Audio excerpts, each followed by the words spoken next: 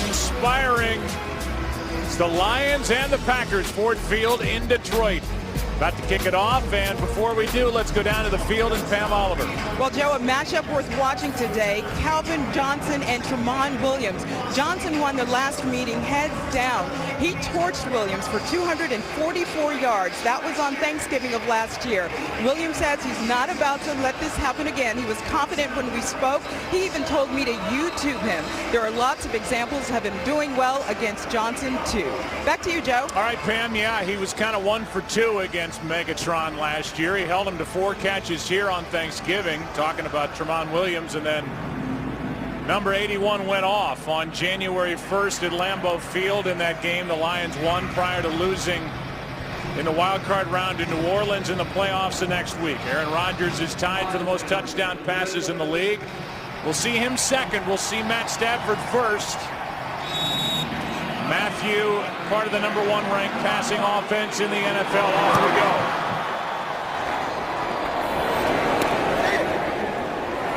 And Stafford and company will start at the 20 as Stephon Logan takes a knee. Well, here is Matthew Stafford, and it has been the way for the Lions since Jim Schwartz took over. No team throws more. And this guy, his arm gets a workout every Sunday. Well, it sure does. I mean, they put a lot on his plate, and, you know, for the most part, he's held up very, very well. Last year, going through the season healthy for the first time in his career, over 5,000 yards passing last season. 11 touchdowns, 8 picks to start the year for Stafford, and they'll start with a throw. He's got Pettigrew, and Pettigrew is bumped into by Morgan Burnett, who rides him out of bounds, a gain of 3. Take a look at some of the key contributors on each side when we go through the lineups. And for Detroit offensively, you've got the wide receivers. You've got Michael LaShore at running back, and then they've got an extra offensive lineman, Riley Reef, who they use as a lineman, a fullback, a tight end. They don't have a fullback on their roster. That's dropped. Pettigrew in his hands and out. Defending was Brad Jones. And now we'll look at the Green Bay defense before 3rd and 7. It's one of the guys we'll show you. Casey Hayward, the rookie, has got 4 interceptions. Walden and Moses trying to fill the absence of Clay Matthews, who was out with a bad hamstring. And on 3rd down and 7, Stafford completes, and now that ball's out. They're going to say no catch as it came out going to the ground, and it's 3 and out as Calvin Johnson could not hang on. Well, so we talked about it coming in, Joe, as far as Detroit, you know, starting faster. They've just gotten off to slow starts really throughout this entire season, even going back to last year. Now, the Packers were in zone coverage. I thought if Calvin Johnson had just hooked it up and not continued on his crossing route and Stafford just puts it right on him, he could have picked up the first down very easily. Here's a punt that goes out of bounds instead of into the arms of Randall Cobb. And we'll see where they mark it. And then Ed Sfida will tell us how long that punt was. At the 39-yard line, and our stat guru says it was 38. Take that with a grain of salt. Here's Aaron Rodgers, and he has tied Drew Brees for the most touchdown passes in the NFL, but he's on an unbelievable roll. The reigning MVP over the last 6 games, 22 touchdowns, 3 interceptions, and he is great in domes. He has been outstanding indoors, Joe, and as good as those numbers are, I don't know that he's really played up to the level that he expects of himself. I know even against Arizona, he was frustrated in his play. Here's Cobb out of the backfield. Randall Cobb lowers his shoulder, runs into Drayton Florence, who was just activated off that designated to return IR list, a gain of 5. And here are the Green Bay Packers offensively. Nelson Cobb's been the playmaker with over 1,300 all-purpose yards. He got the first play from scrimmage, and then the shuffle up front, Troy, and you need to talk about that, with T.J. Lang shifting out to right tackle for the injured Bulaga, and Evan Dietrich Smith at left guard. It's been a Packers offensive line that has, fortunately for them, remained intact through the first 9 games of the season. That changes, as you said, Joe, here this afternoon. Because of the injury to Bulaga, it affects 2 positions with Lang going to right tackle, and then bringing in their sixth lineman, Dietrich Smith, to man the left guard spot. Here's Starks left side, and a tackle by Levy, but Levy went for a ride. And Starks has enough for a Green Bay first down. And how about Drayton Florence? He comes back, gets activated on that first play from scrimmage. He got a shot right to the head and the shoulder, and he had to come off the field. And they were excited to get him back to try and help shore up what's been a bad secondary. 319! Delayed handoff to Starks. And that's played pretty well by Detroit, but a gain of 4. Eric Coleman came up from the safety spot to make the stop. Coleman part of a shuffled secondary that's now without Spivey, who's on IR, and Delmas, who's inactive today. Up front, they need pressure from that defensive front. Averill is back, as you saw on that graphic, back from a concussion last week. 2nd and 6. Where'd he go?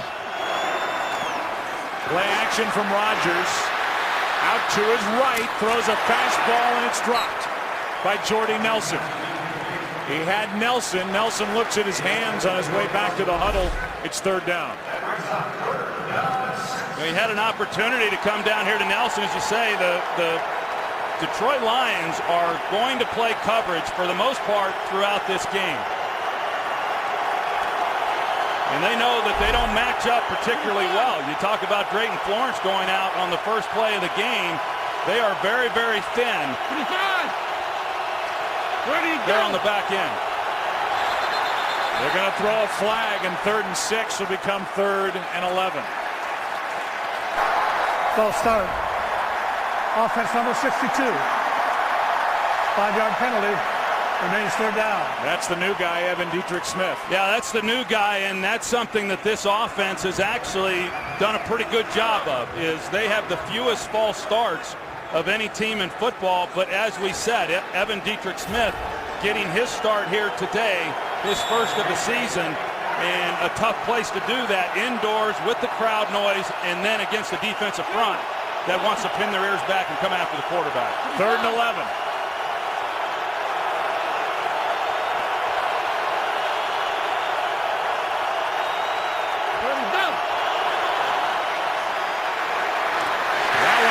Picked as they tried to set up a screen for Alex Green. It's 4th down.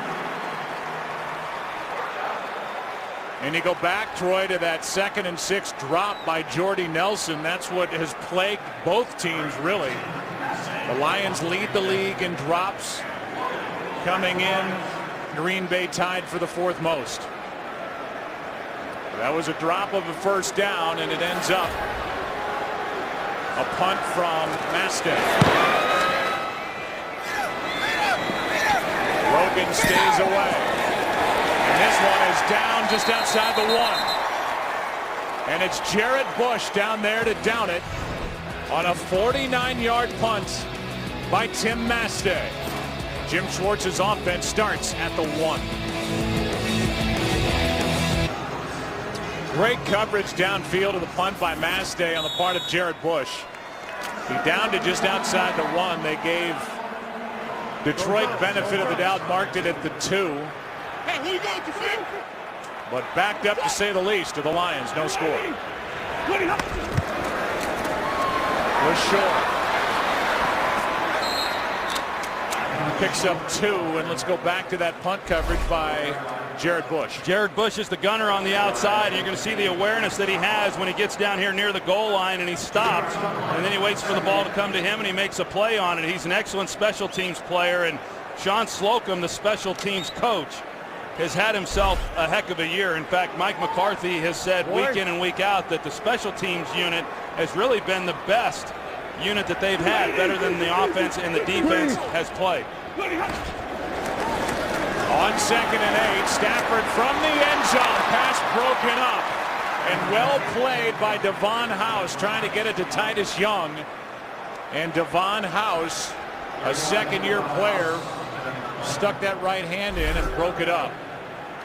Good protection up front by the offensive line. You see the route by Titus Young. A pretty good thrown ball there by Matthew Stafford. Gave him a chance, and Titus Young, as he gets his hands on the ball, you say House comes in with a hand himself and knocks it loose. So now 3rd and 8. This is where the Packers missed Clay Matthews.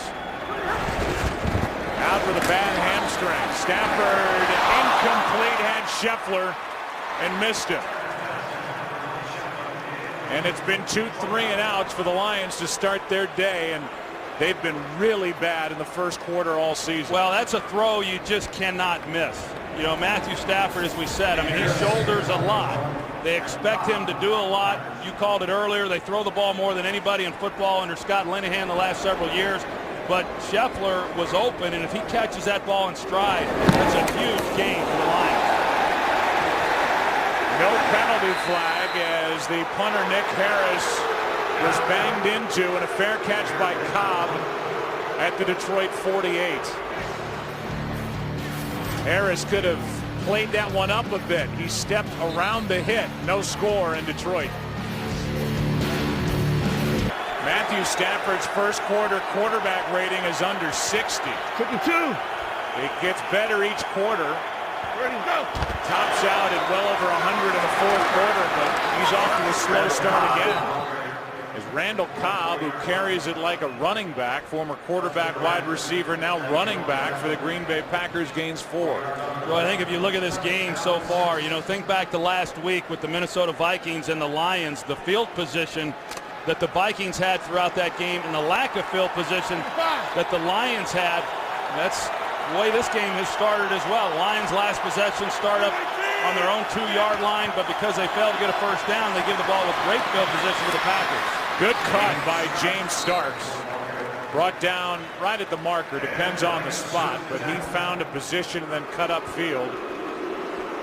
And they're going to mark him, it looks like, just short of a first down. Let's see if there's a face mask, and there is on the tackle by Sue. And Ndamukong Suh clearly gets a hold of the face mask. A lot made this week when Jim Schwartz came out and said that Suh maybe had his best game since he's been a Lion last week. He was only credited with 1 tackle and 1 sack. I thought he played well. I think it's a little bit of a stretch to say it was his best game that he's had here with Detroit.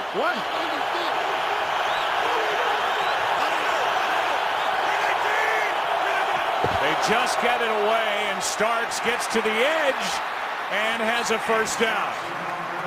James Starks has taken over that top spot at running back for Green Bay. They're waiting for Cedric Benson to come back, and he may return on December 9th off that Liz Frank sprain in his foot. That's when he is first eligible to come off the list.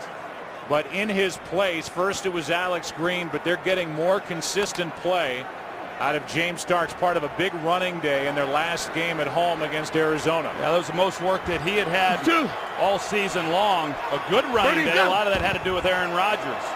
They fake it to Starks. Penalty flags fly as Cobb's got it inside the 15. But flags are down. It's against Green Bay for a hold.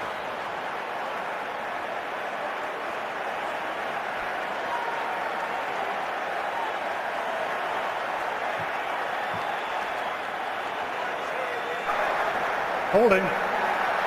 Offense number 71. A 10-yard penalty. Repeat first down. So that erases a 26-yard completion to Cobb.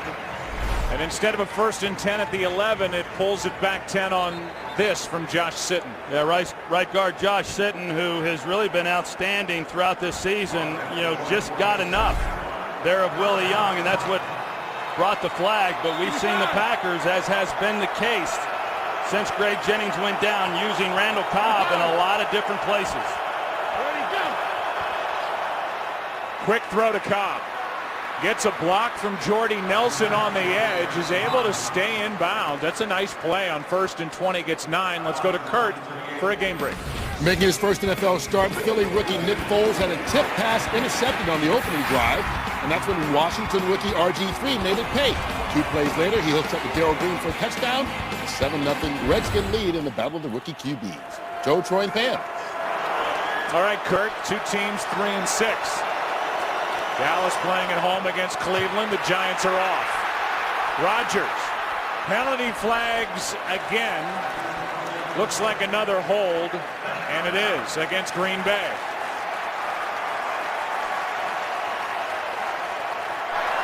Holding. Offense number 62. 10-yard penalty. Repeat second down. Evan Dietrich Smith is guilty of a hold. Yeah, well, you're going to see him, and part of this is because he doesn't know what Aaron Rodgers is doing behind him. He's in a pretty good position, good protection, and as soon as Rodgers starts then to his left, he feels the defender starting to slide away from him, and then he grabs a hold. So now 2nd and 21. And it's been a mistake-filled first quarter offensively with a drop by Nelson, penalties. And the Packers are back where this drive started. Over the middle, it's Cobb, and he is brought down immediately. Brought down by Stephen Tulloch. A gain of just 4.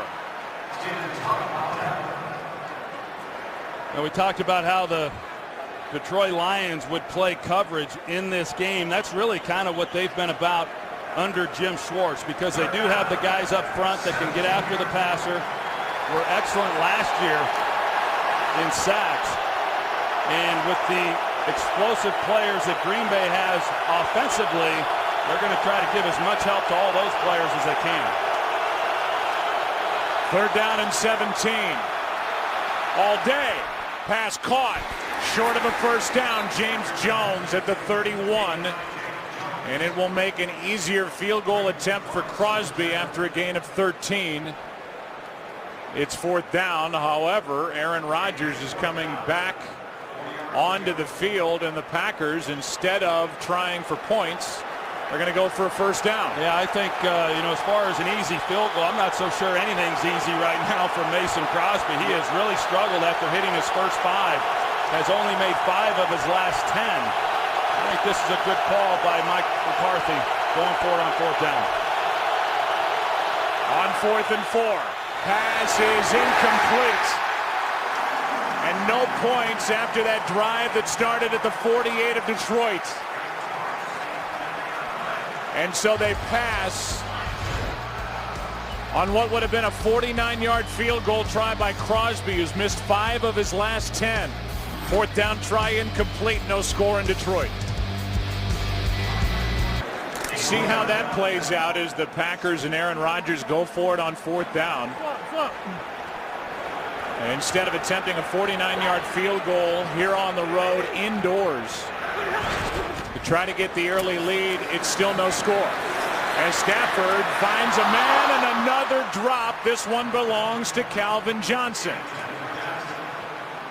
And you can see the frustration all over Stafford after missing on that.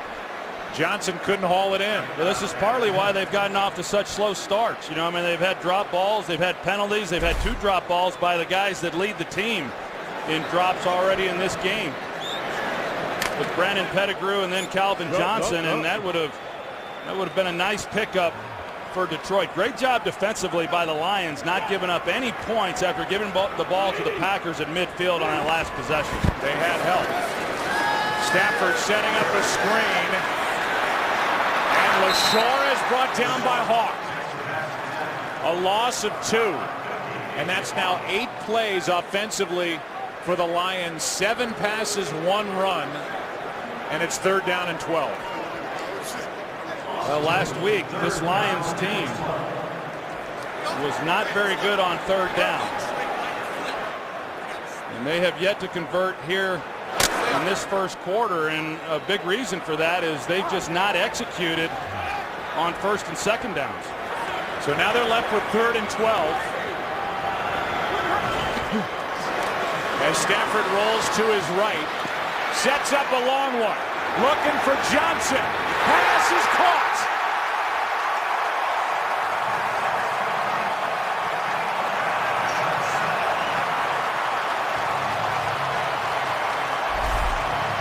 They're going to mark him at the 18, 53 yards to Megatron.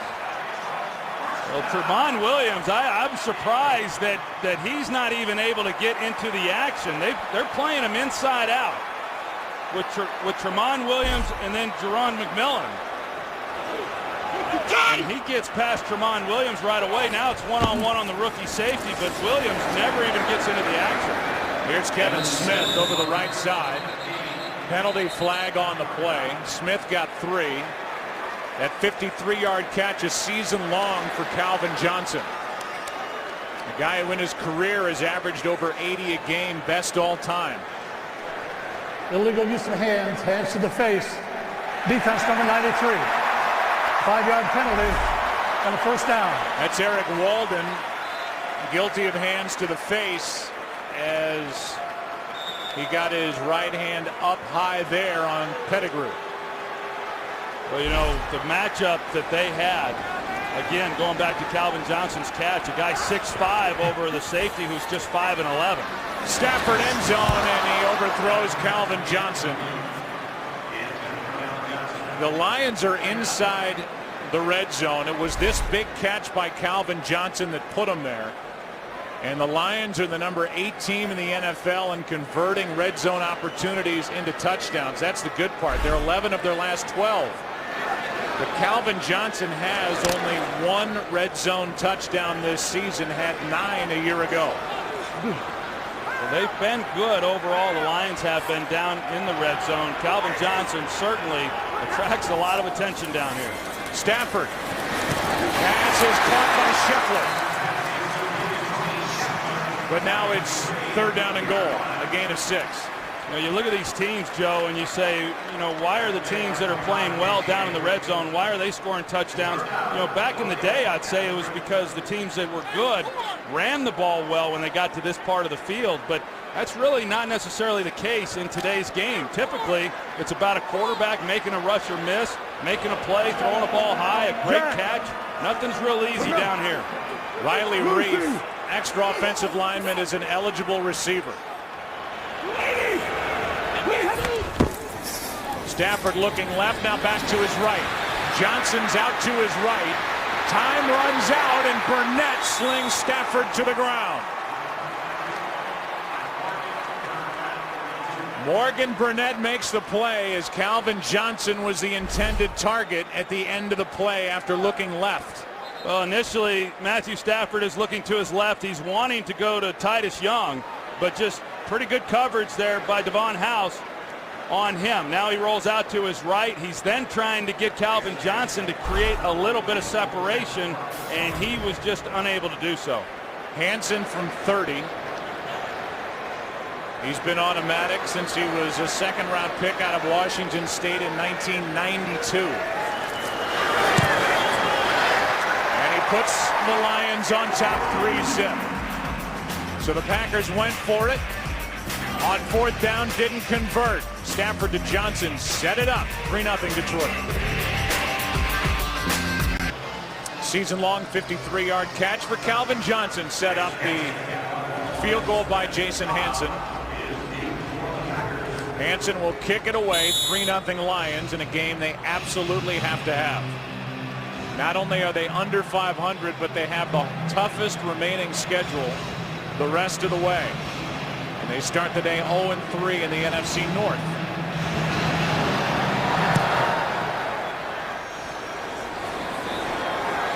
Cobb from inside the 5. Knocked down at the 19. Take a break, come back. Aaron Rodgers back to work with his Packers trailing by 3. Packers have only trailed over their last 5 games for just under 12 minutes total. They did not try the 49-yard field goal to take the lead on the road. Where'd he go? And so they trailed 3-0. Quick throw, and it's dropped. That could be the first of the year for James Jones, if they want to call it that. He was open but did not make the grab, and back to the 3rd down try. See Calvin Johnson, he's got 2 guys on him. Titus Young on the opposite side of the field. He's got single coverage. That's why Stafford was looking in his direction, and this really explains why Calvin Johnson has not had as many red zone touchdowns as maybe a year ago. Not that he wasn't still a focal point last season, but playing inside out on him down there inside the 5-yard line. Delayed handoff to Starks, who just gets ripped backward after a gain of 4. Levy. Sue was the first one there, and Levy cleaned up.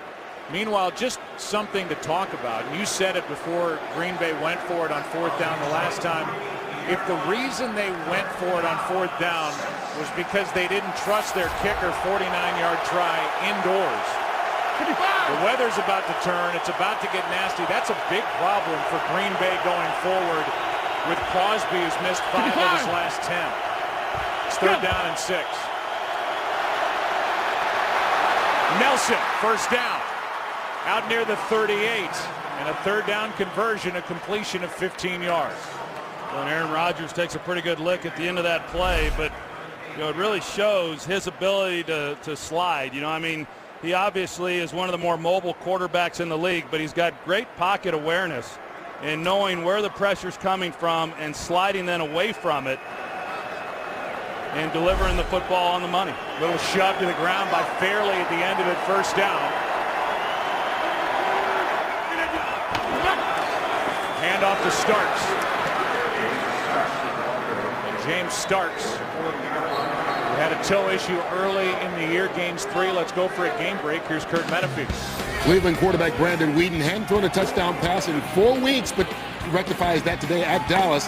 Hooking up with Benjamin Watson on a 10-yard score, and the Browns have the lead over the Cowboys in the first quarter, 7-0. Joe, Troy, and Pam. All right, Kurt, Rob Ryan, the defensive coordinator of Dallas, calling that one personal. Used to be with the Browns, and his team trails by 7. 2nd and 7 here.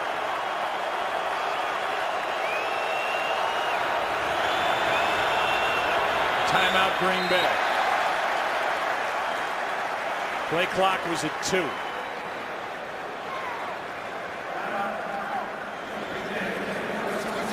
And so while Green Bay will talk about this 2nd down play, we'll tell you about UFC. UFC on Fox, Saturday, December 8th, starting at 8 Eastern, 5 Pacific. You look at Aaron Rodgers, who had the play clock winding down, and Mike McCarthy immediately went to one of the officials and started screaming at him. Head linesman finally comes over for a brief word, but McCarthy was upset with something with the play clock down to 2.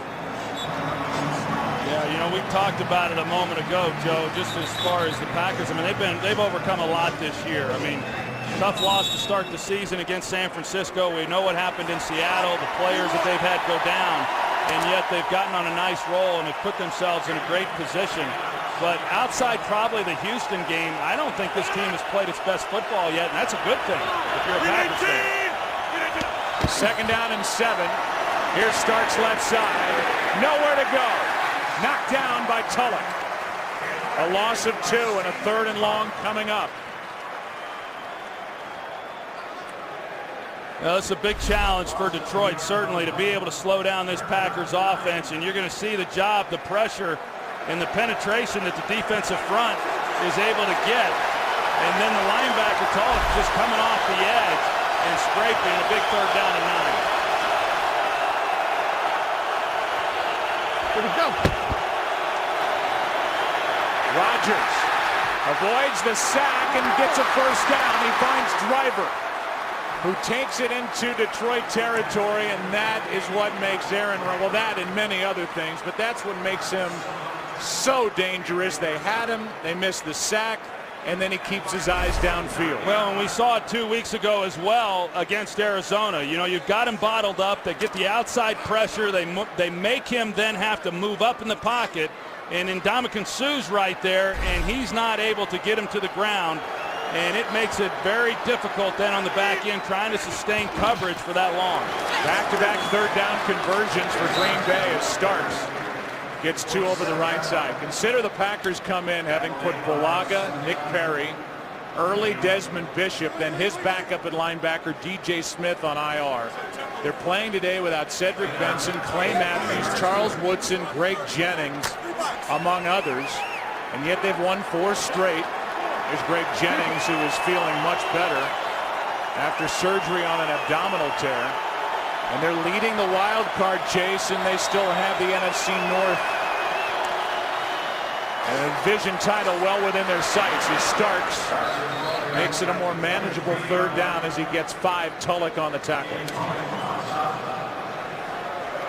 This is a Green Bay team that's won 8 straight division games.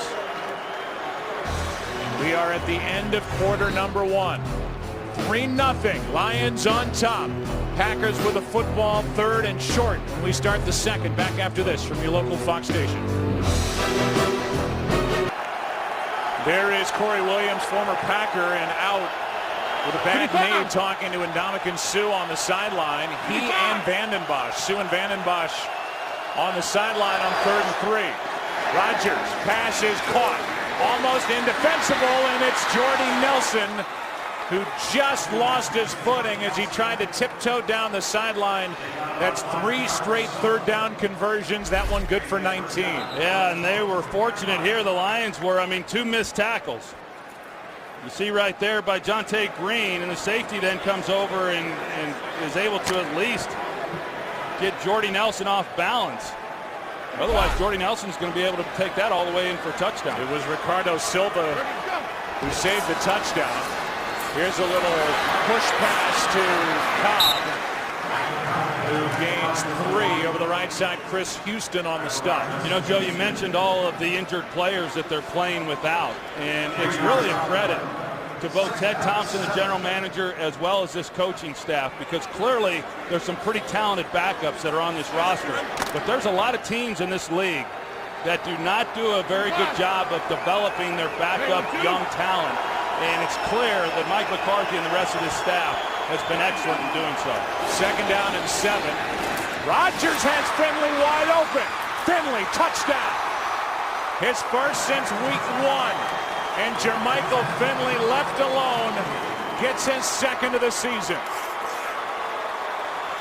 Pretty well designed play there by Mike McCarthy. They're going to sneak Jermichael Finley. He's coming here, but look at the action by everyone else. They're showing that it's going to be a screen, and that's what pulls the linebackers away from Jermichael Finley in the middle of the field.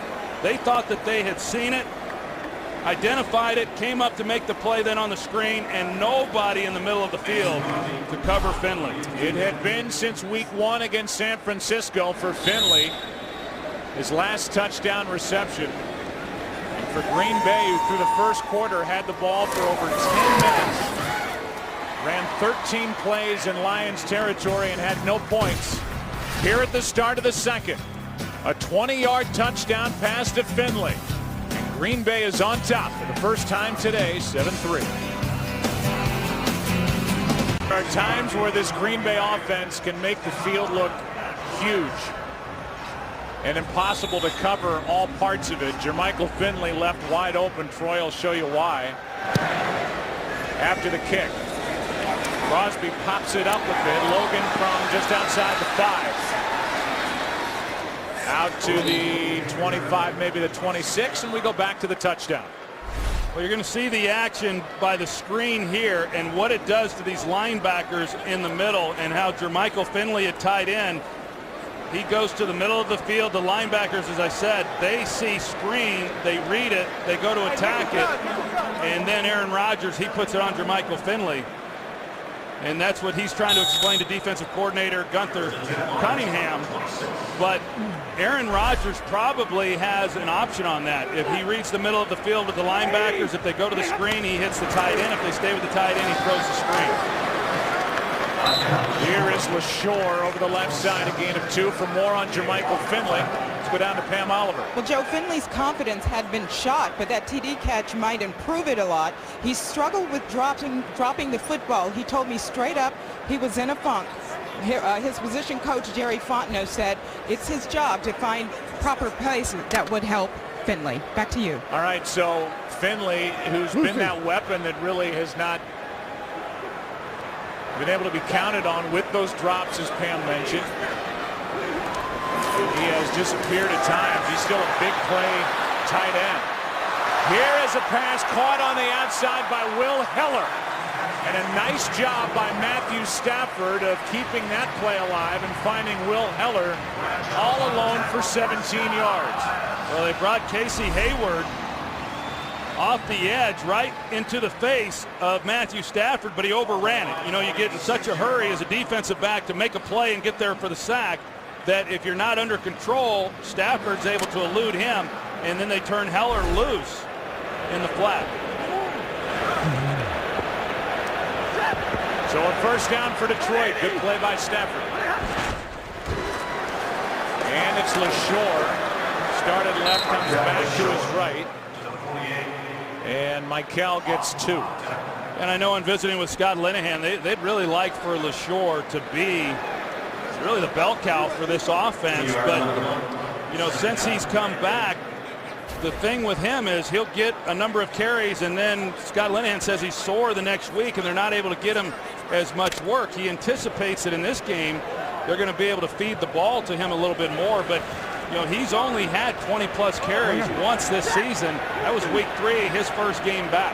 Missed his rookie season with a torn Achilles. Now it's Joique Bell in the backfield on 2nd and 8. Stafford in trouble. And Stafford will be pulled down with a loss of 1. Eric Walden is there. And we go to the coverage of Calvin Johnson with applause from Clay Matthews on the sideline. Well, as you would expect, I mean, they're playing man coverage underneath. He runs an excellent route in being able to create some separation, but Stafford just unable to hang with him and then make a play. They also turned the tailback, Joique Bell, loose underneath on a check down route. Walden and Zombo were there, combined on the sack of Stafford to bring up 3rd down and 9.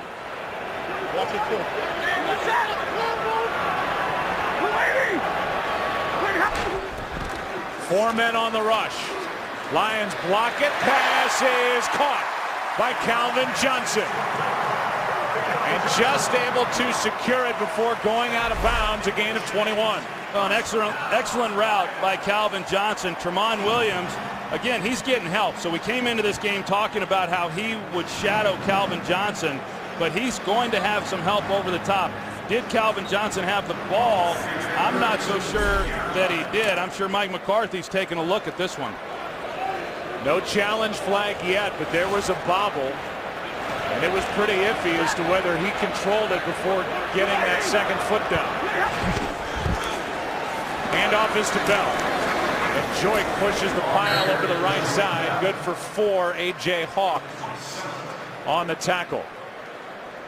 This week, Fox College football begins on Friday as 25th ranked Washington battles Washington State. Saturday, Baylor takes on Texas Tech, followed by 13th ranked Stanford taking on UCLA.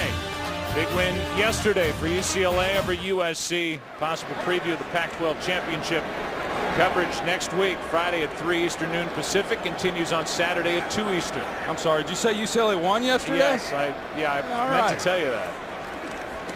Here is a 4-man rush. Stafford with a bobble and a catch. And the catch made by Pettigrew. Good for 3.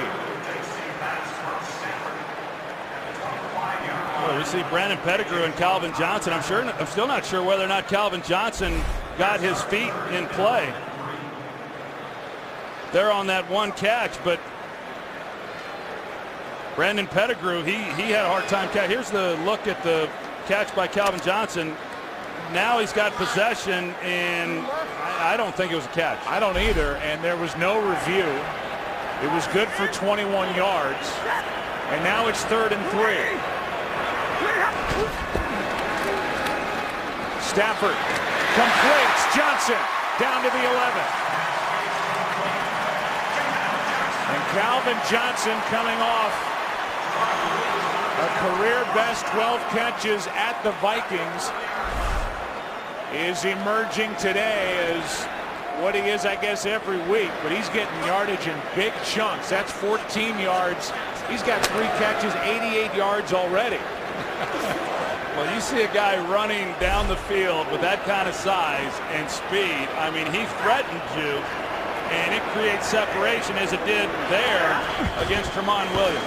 Here's LaShore. Room to run. And LaShore is down inches outside the goal line. Brought down by Hawk. It should be enough for a first down. And it'll be first and goal from inside the 1. Well, there was a lot of room to run. That's a good job offensively along that offensive line by center Dominic Raiola and Rob Sims. Here he is again. And LaShore is no signal yet. Looked like he got in. Touchdown.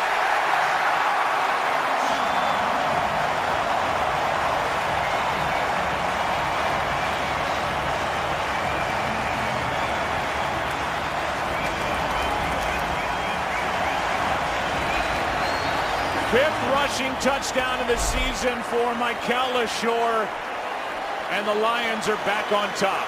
You see how low Mikel LaShore got after he got the ball in his hands. They got a double team inside with the offensive line, and he keeps it low and is able to plow his way across the goal line.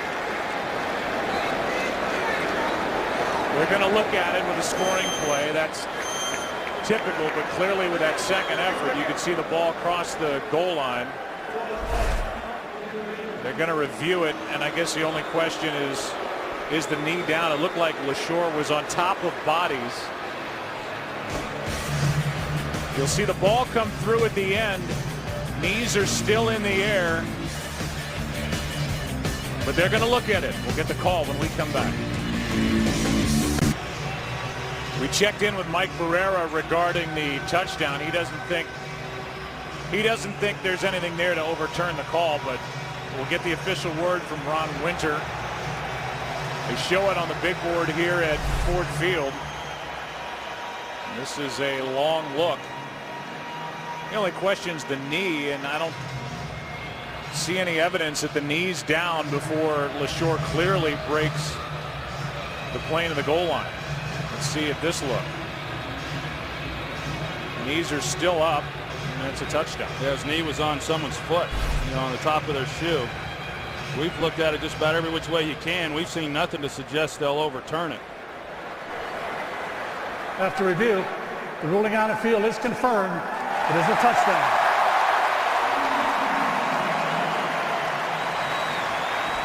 So the extra point to make it a 3-point game coming up from Hansen.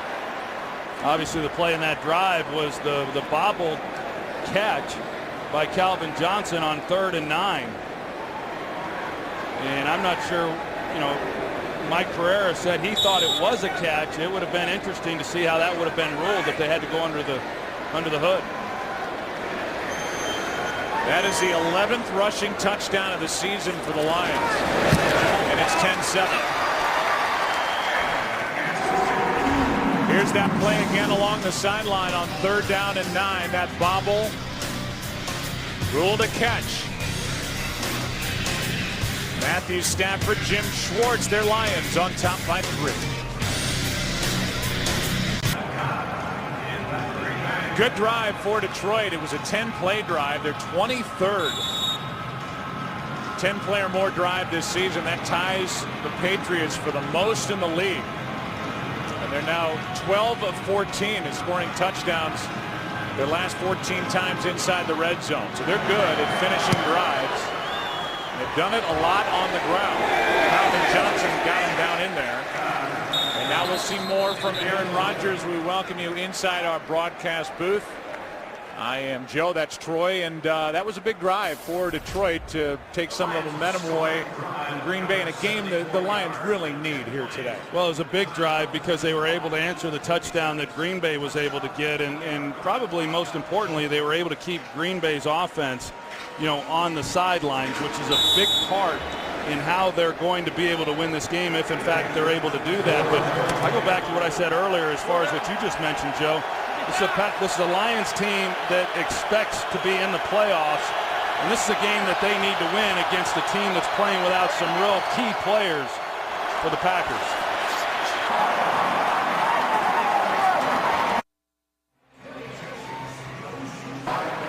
Durant on the tackle, a gain of 6. I mean, do you agree with me? Sometimes the Green Bay Packers, with all that Rodgers can do, with his legs, the vision down the field, keeping plays alive, they make the field so big. It's hard for a defense to cover all that Aaron Rodgers can see. They got great players, and that is tough enough. And then when you combine that with a quarterback who can keep plays alive, it becomes even tougher.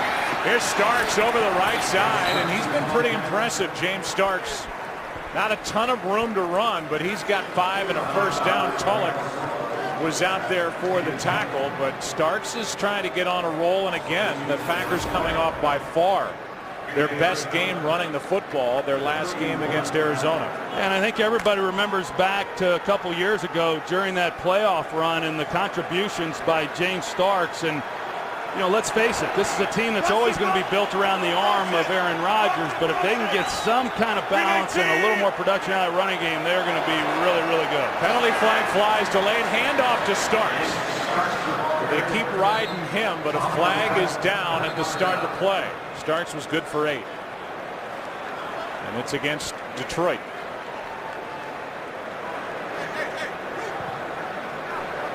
Offside. Defense number 98. Line up in the neutral zone. 5-yard penalty. Repeat first down.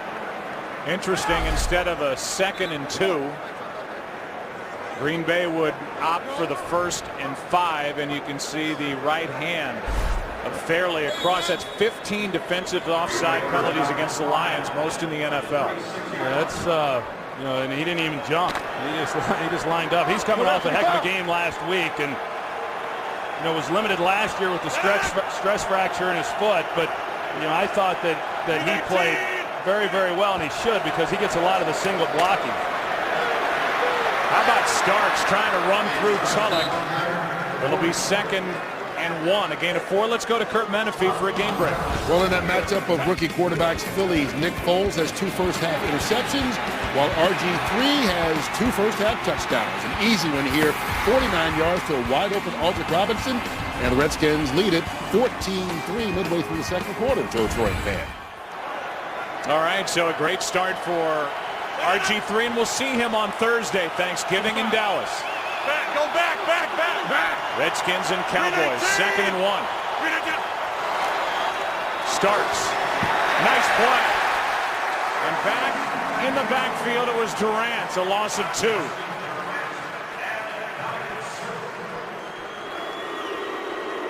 Well, Justin Durant, he's able to come right through that offensive line just untouched. You know, the blockers are occupied with the defensive front, and they're not able to get that alignment up to that next level to pick up Durant. He's able to come right through the gap and make a play on Starks. So now 3rd and 3. 5th tackle of the day for Durant. What? Where you going? Where'd he go? Rodgers trying to outrun Sue, incomplete. But a flag is down for a hold against Green Bay. It'll be 4th down. That penalty will be declined. 4th down coming up. That's a great job by Ndamukong Suh. He gets Offense number 70. The penalty's declined. It's the 4th down. Dietrich Smith. He's one-on-one. Actually, was that Sue or was that Young? That was Fairley. Okay, that was Fairley. But Fairley gets the one-on-one blocking that I talked about a little bit earlier, and he beats Dietrich Smith right away, and so he's right then in the lap of Aaron Rodgers. That play didn't have much of a chance right from the start. Maste hits it on 4th down, 4th and 3. Logan with a fair catch. Quick whistle, but Logan muffed the punch. Logan able to get back on top of it. But the official took for granted that Logan was going to make the clean, fair catch and blew the whistle as Logan let it get out of his arms and was fortunate to get back on top. Listen. No harm, no foul. Lions with the ball up by 3. Rodgers has Finley wide open. And LaShore. Touchdown. Lions get it back. First 2 drives, no good. 2 3-and-outs. The last 2, 131 yards with a field goal and a touchdown. They lead by 3. Under 5 to go first half. Stafford throws way behind Scheffler.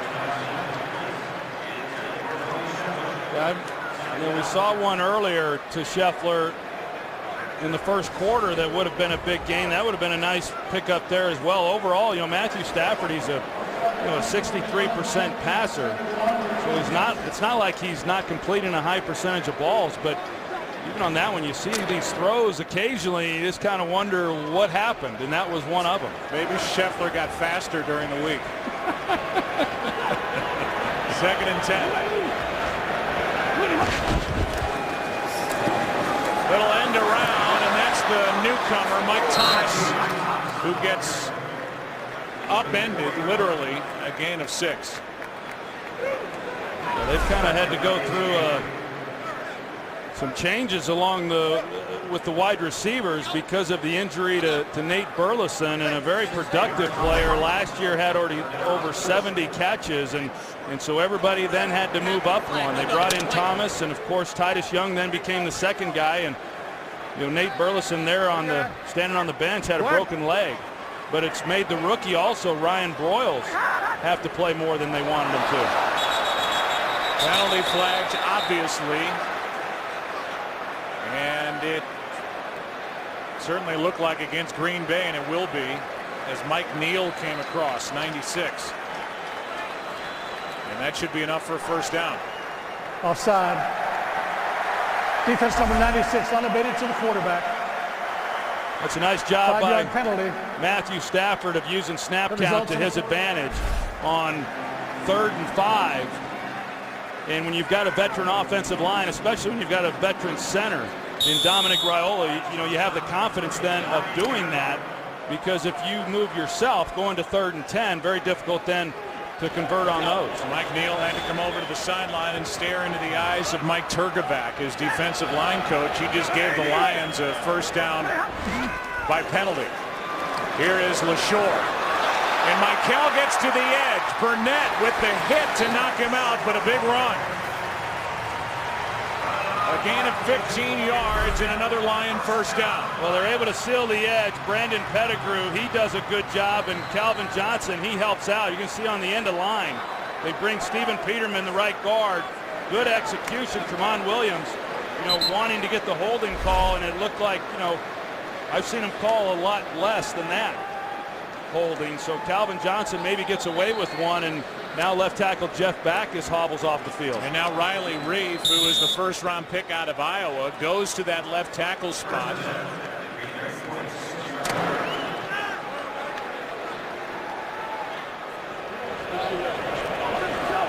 A spot that seems his place as the years go forward. Backus has been a rock out there at left tackle for this organization as LaShore gets knocked down by Hawk, a gain of 2. Yeah, Riley Reef, he was their first-round pick, and as Lion fans know, he's gotten an opportunity to play a little bit because they don't have a fullback on their roster. They've used him in that role, and it's helped them. And he was never intended to really play a lot because, as I said, it was a veteran offensive line. They've been playing together for 3+ years. And that would sort itself out moving forward into next season, whether it's contracts that are up or potential retirements. But yes, he's at the position that he was drafted to play back in April. 2nd down and 8. Stafford steps up, gets hit, and overshoots Calvin Johnson.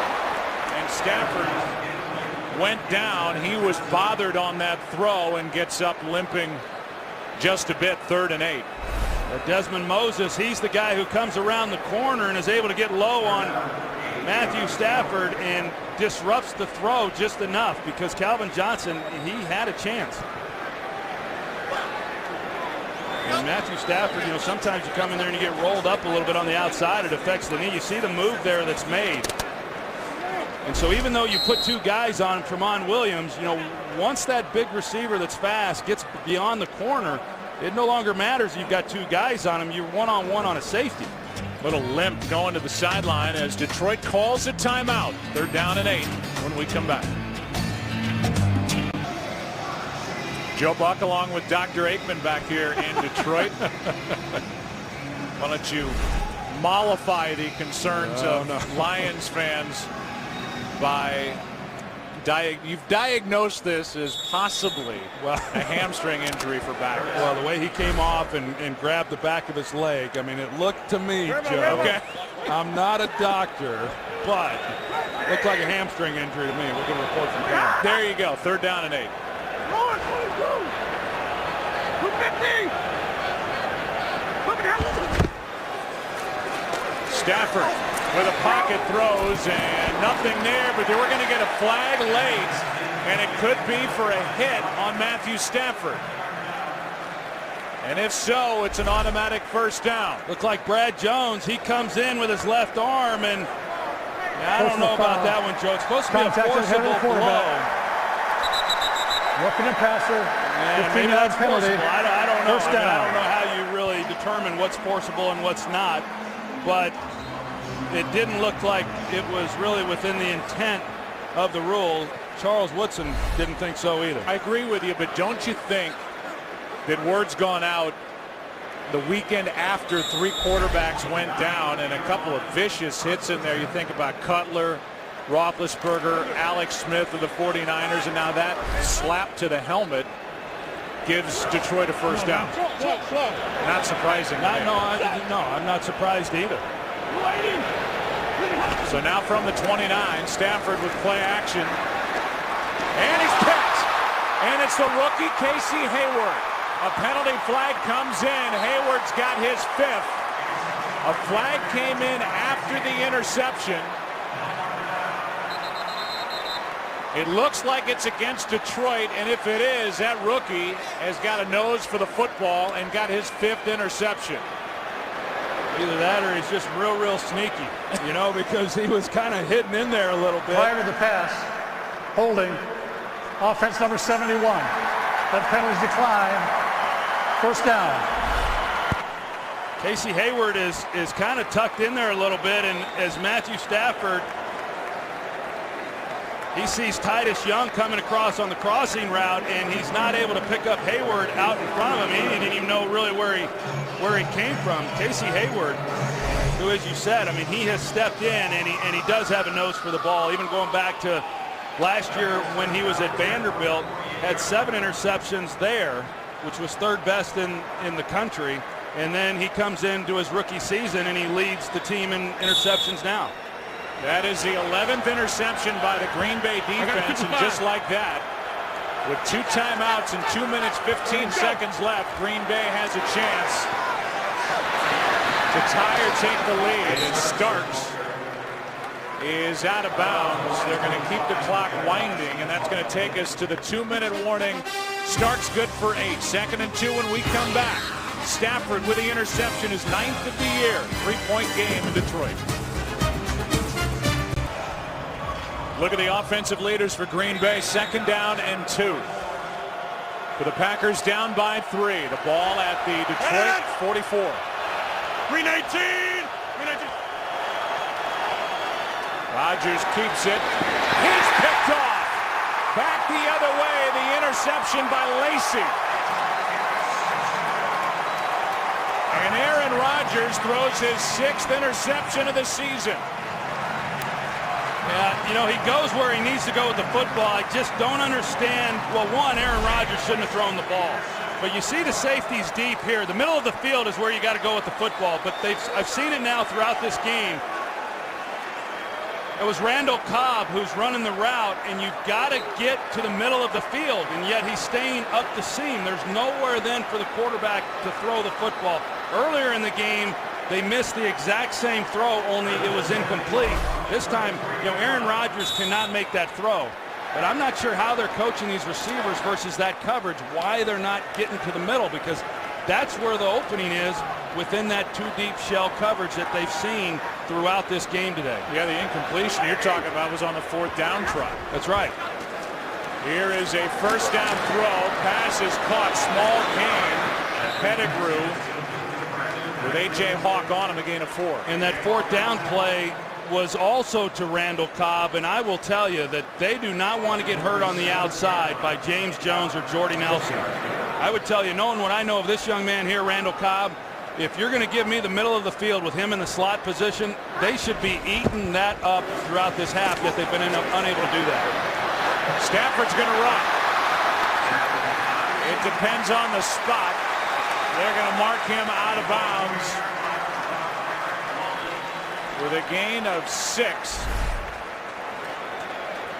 And we'll see if it's enough for a first down. You know, you don't really think of Matthew Stafford as being a runner, you know, because he's so good as a passer and in the pocket, but he really can run well. It is a first down. And he's able to pick up the first down, and what a nice chain of events here for the Lions. You know, they had a chance to extend their lead from 3 points to maybe 6, maybe 10 before the half, but a careless throw by Stafford, and then defensively, they get a takeaway themselves and stop the drive for the Packers. Riley Reef still out at left tackle. Backus out with a hamstring. This one is... he and Scheffler just aren't on the same page, like they haven't practiced together. That was Scheffler in the area. He stopped. Stafford threw it like he was going to continue, and it's 2nd down and 10. Yeah, and he threw it well after Scheffler had already turned around. I think Stafford was really just kind of getting this ball out of his hand and didn't like the look of the play. Minute 14 left, 2 timeouts. Calvin Johnson across from Tramon Williams. On 2nd down, 4-man rush. Stafford again. An empty spot on the field. Stafford's looking for a flag. On a hold, he won't get it. It's 3rd and 10. Young and Pettigrew were in the area, if you want to call it that, a big area. And 2 incompletions brings up 3rd and 10. Now you look at the other side where Green Bay may get a chance if the Lions don't convert. That's there on Devon House is what Matthew Stafford was wanting to call. But you're right. I mean, if they're not careful here, if they don't pick it up, then they give the ball back to Green Bay with still plenty of time for them to be able to march right back down the field. Extra men on a blitz. Stafford ducks under it. Gets the ball knocked out by Moses. It's recovered by Green Bay. And on top of it, Mike Daniels after Desmond Moses knocked it out. And the Packers are right back where they were a moment ago with a minute left in the half. Unbelievable. Brad Jones, he gets the pressure, and Matthew Stafford's able to avoid him. Great job, Desmond Moses, coming off of that. But if he doesn't make that play there on Stafford, they were in man coverage in the secondary, Matthew Stafford would still be running. I mean, you see what's in front of Stafford when he takes off. There's nobody there. He gets it, you know, good 20 or 30 yards on this play if Desmond Moses isn't there to knock the ball out. So that's 2 turnovers here in the 2nd quarter by Detroit. And now just basically back where they were a moment ago. Here's one to Cobb. And a nice tackle is made by Drayton Florence, a gain of 7. Yeah, so both of these defenses, you know, here to end this half have made plays when they've had to make them to keep their offenses in the game. That was a big tackle by Florence. It kept Cobb from being able to go out of bounds. Clock winding. Pass caught by Cobb. Green Bay will spend a timeout. They have 1 left. 34 seconds left in the half. What's coming up at halftime, Kurt Menefee? Coming up on the Visa Halftime, these guys will be more than just eye candy as we get you caught up on all the action around the NFL, including the Cowboys trying to continue their turnaround as they host the Browns, and the Jets, well, they'll try and end a tumultuous week by beating the Rams. We'll find out on the Visa Halftime. Jimmy wears great socks on the set. What's happened to your old coach? I mean, he's like a different person. Man, I don't know. He stirred it up last week, though, didn't he? Oh, yes, he did. Here's Stafford, and you're right. I mean, there was so much room in front of him, but Moses slapped it out of his right arm. And you see the reaction. Well, he's frustrated. He was frustrated before that play because of the hold that he thought wasn't called there on corner house. But He knows what he had in front of him had he been able to hang on to the ball. Desmond Moses with a sack and a forced fumble. One of the guys trying to fill the void left by Clay Matthews. And here is a play by Fairley. A sack and a big loss, a loss of 8.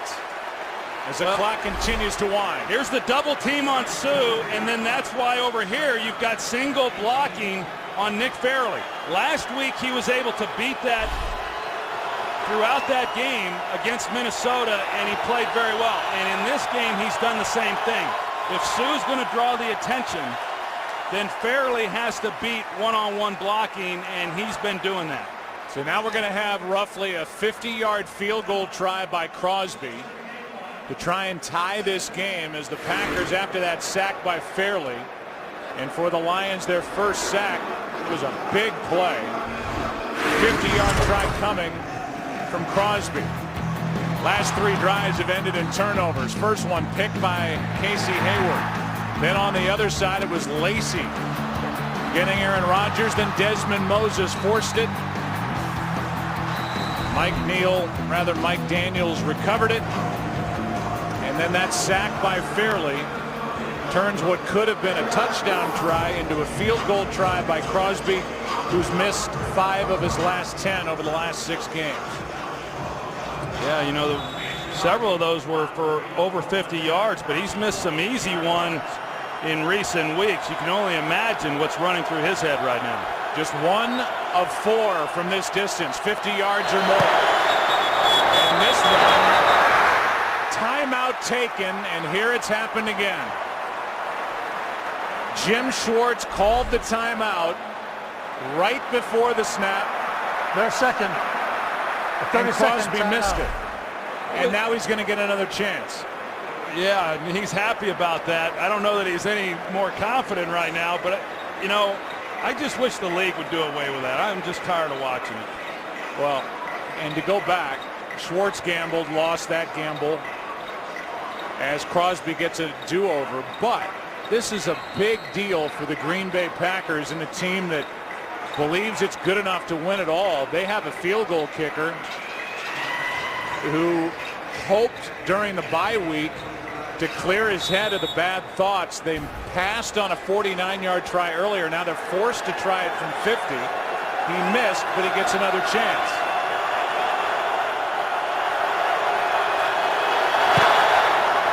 And he misses again.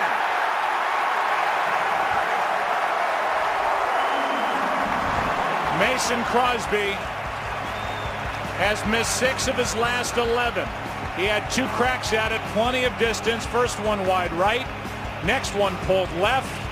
10-7 Lions at the half. Here's Kurt in the Visa halftime.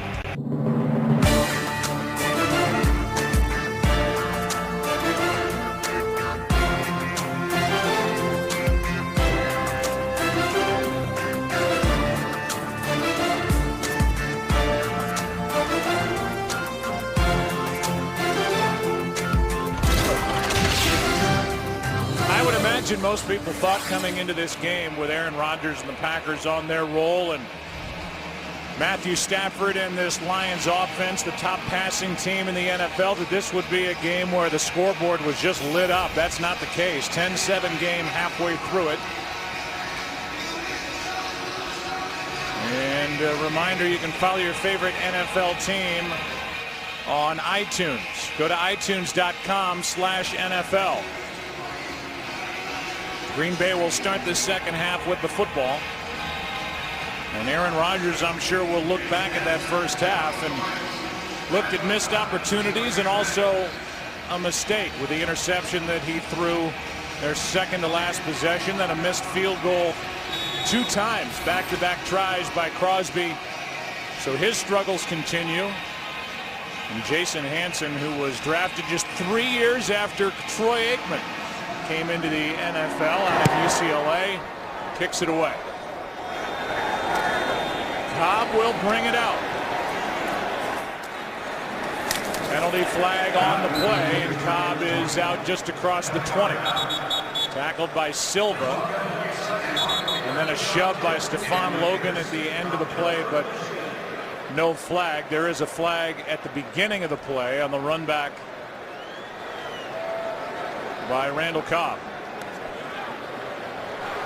During the return, illegal block in the back. Return team. After this is to the goal. First down. Let's go down to the field and Pam Oliver. Well, Joe, talking to both coaches at the half, Mike McCarthy said he was going to have a little conversation with his struggling kicker. He said Mason Crosby has got to start putting the ball through the uprights. He also wants better pass protection. As for the Detroit Lions, Jim Schwartz told me that we just got to keep at it. We got to keep fighting. It's going to be a 60-minute battle. An update on Jeff Backus. He has a hamstring and he is doubtful. All right, Pam, thanks. So after the penalty, as Cobb elected to take it out, about 5 yards deep in the end zone, Green Bay has to start at the 5. Down by 3, they hand to Starks. Starks running hard in this game against the Lions, picks up 2 over the right side. Well, you heard Pam Oliver say that Mike McCarthy told her that, you know, Mason Crosby needs to start putting the ball through the uprights. He is not a patient man, I can assure you, and not that many of these 32 NFL head coaches are, but I played for a guy who was very impatient in Jimmy Johnson, and I can assure you that at this point in the season, if he had a kicker like Crosby who had missed what he has missed and a lack of confidence seemingly, he wouldn't be around very long. And right now I've got to believe that Mike McCarthy recognizes how important those points are, and if he doesn't get that straightened out in a hurry, he may be looking for work. On second down, pass is complete, and a nice first down for Green Bay as Cobb. And with the absence of Greg Jennings, now a flag comes in. It's a late flag. It happened after the first down was picked up. And we'll get the call from Ron Winter. Look, they might have gotten Evan Dietrich Smith at the end of that play. Here he comes in, 62, and There is no foul on the play. Play results in the first down. That's a good no call. Vanden Bosch Yeah. was shoving him in the back, and then Dietrich Smith. How many times have we talked about, and really any announced crew has talked about, the second guy usually is the one that gets the foul. That's a good no call. and some pretty good acting there by Vanden Bosch. Who, by the way, turns 34 today. First down, Green Bay.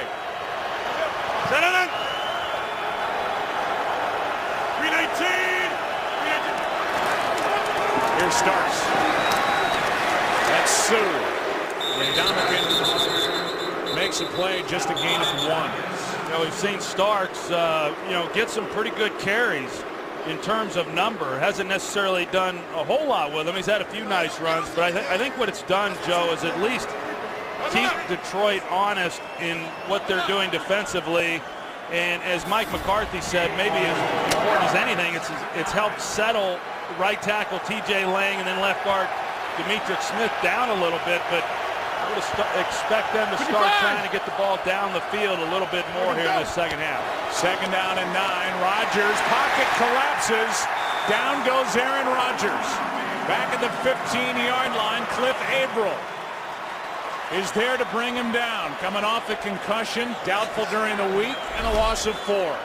There he is here, Cliff Avril, who really was exceptional last year, led the team in sacks. His numbers, as has the whole teams, have been down. But T.J. Lang, as we said, he's playing a new position right now today. He has played tackle in the past, but Cliff Avril able to beat him for the sack on that play. Now third down and 13.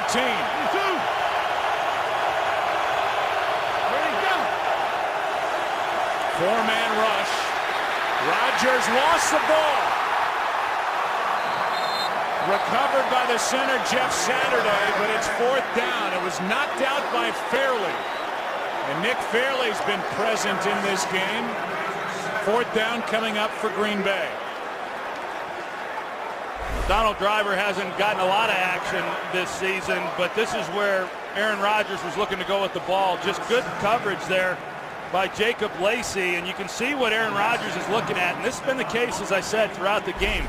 The Lions are going to depend on their front four to get pressure. They're going to play coverage. They're playing that two-deep shell. Those inside routes are the ones that have to win. Here's a line drive punt by Mastay, and it takes a great Packer bounce down to the 33.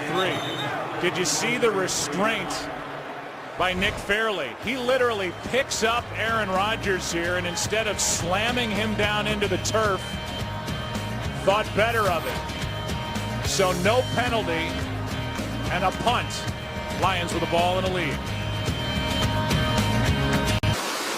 First possession of the second half for Matthew Stafford and the Lions offense, up by 3.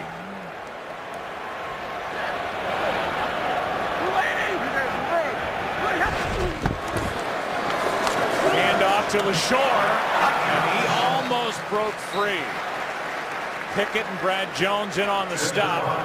A gain of 7. Back to that play by Nick Fairley. No, you made a great point, Joe, that Nick Fairley, when he comes in and he knocks the ball loose and, I mean, he lifts him up, it does not look good right there. And Aaron Rodgers, I'm sure, was thinking that he's getting ready to get just thrown into the turf. But a good job by Fairley of holding up and not drawing a flag on that, but an excellent job by the Packers in being able to recover that fumble.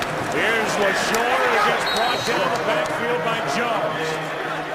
Brad Jones making his 4th start at inside linebacker, former outside linebacker. A good play, 3rd and 3 coming up. Yeah, he's really done a nice job in stepping in for DJ Smith. And, as you said, I mean, he was an outside linebacker. They started working him in training camp on the inside, and they've, Winston Moss and Kevin Green, the linebacker coaches for this Packers defense, have really done an excellent job of getting guys ready to play, and they continue to play at a pretty high level. Brad Jones has been really good the last several weeks. 3rd down and 3. Blitz coming. Stafford throws and has Scheffler. Big completion by Matthew Stafford on 3rd and 3. 16 yards to Tony Scheffler. Well, they've had some opportunities to Scheffler inside, as we've seen. They've just not been able to connect. And Stafford had pressure in his face. The Packers, they ran a linebacker cross blitz that freed him up, but he was able to get the ball out because they were turning Scheffler loose there in the middle of the field. So a 1st down and a big conversion to the Green Bay 44.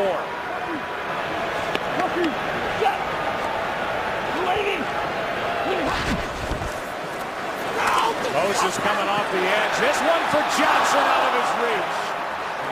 He had gotten behind Tramon Williams, but just overthrown. This was one of the few times today that the Packers have actually played one-on-one with no help. And Tramon Williams was concerned coming in, not in having to match up with Calvin Johnson, but if you get too physical with him, because he's so big and strong, he can push you aside. And he was able to on that play. Had Matthew Stafford have been able to hold on to it just a tick longer, I mean, he could have hit Calvin Johnson, who had gotten behind him, for a touchdown. See if Morgan Burnett doesn't go over and help out. Number 42, handoff is to LaShore. Michael is down inside the 40, so a 3rd down coming up. Casey Hayward made the stop. LaShore will come out. Lions have been using a lot of Kevin Smith lately on 3rd down, and he's back in on 3rd and 5. Kevin Smith just a little bit more dependable in terms of pass protection. But Michael LaShore, he's having a nice afternoon. 3rd down and 5. 1, 2. Right now the Lions probably just outside field goal range, and it's a false start. Titus Young on the outside was flinching. See if it's against him. False start. Offense, number 16. 5-yard penalty. Remains 3rd down. What's interesting there too, Joe, is that the Packers, they were man-to-man across the board, but with the exception that they were doubling Brandon Pettigrew, partly because it was 3rd and 5. We'll see now. Now they're working a safety towards Calvin Johnson to give Tramon Williams some help. That safety is Burnett. And that's Walden. Free play. Pass is caught. Penalty flag on the play. And you wonder if that's not a push-off by Johnson, rather Titus Young. Now they're going to say incomplete as he lost it going to the ground. And it was offensive pass interference. So this will be offsetting. Well, a lot of contact there. Devon House, he's got his hands on Titus Young as well. But they called offensive pass interference. There was also an offside. There are 2 fouls on the play. Offside. Defense number 93. Pass interference. Offense number 16. By rule, those penalties offset. Repeat. 3rd down. So without that action at the end, it was a free play. It turns into offsetting and like it never happened. But there's the shove by Titus Young after Eric Walden was guilty of jumping across on the hard count by Matthew Stafford. Well, the official standing right there, basically at the same angle that we showed it to you. So they see the arms extended by Titus Young. They're going to call that. Go. 3rd down and 10. What'd you say? Blitz coming. Lions pick it up. Pass is picked off. Off the hands of Scheffler and intercepted by M.D. Jennings. Jennings is going to go. There's a flag on the play. Jennings is in, but there are flags down on the return. It would be Jennings' first interception of the season.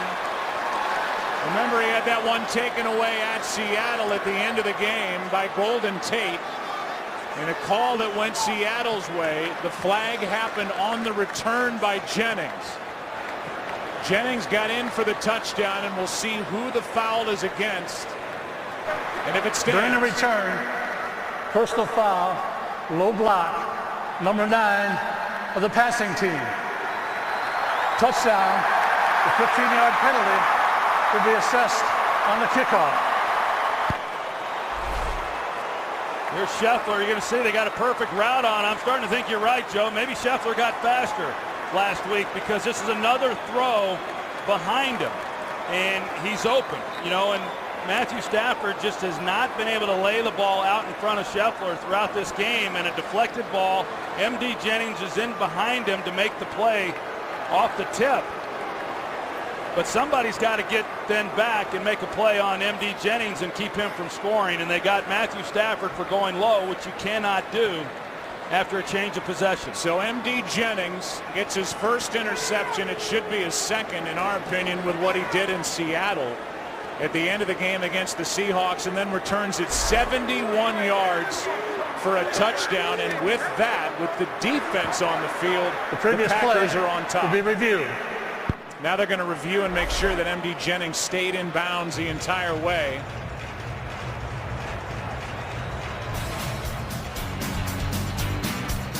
And if he got in, they'll review it. We'll get the call when we come back. Interception, Jennings.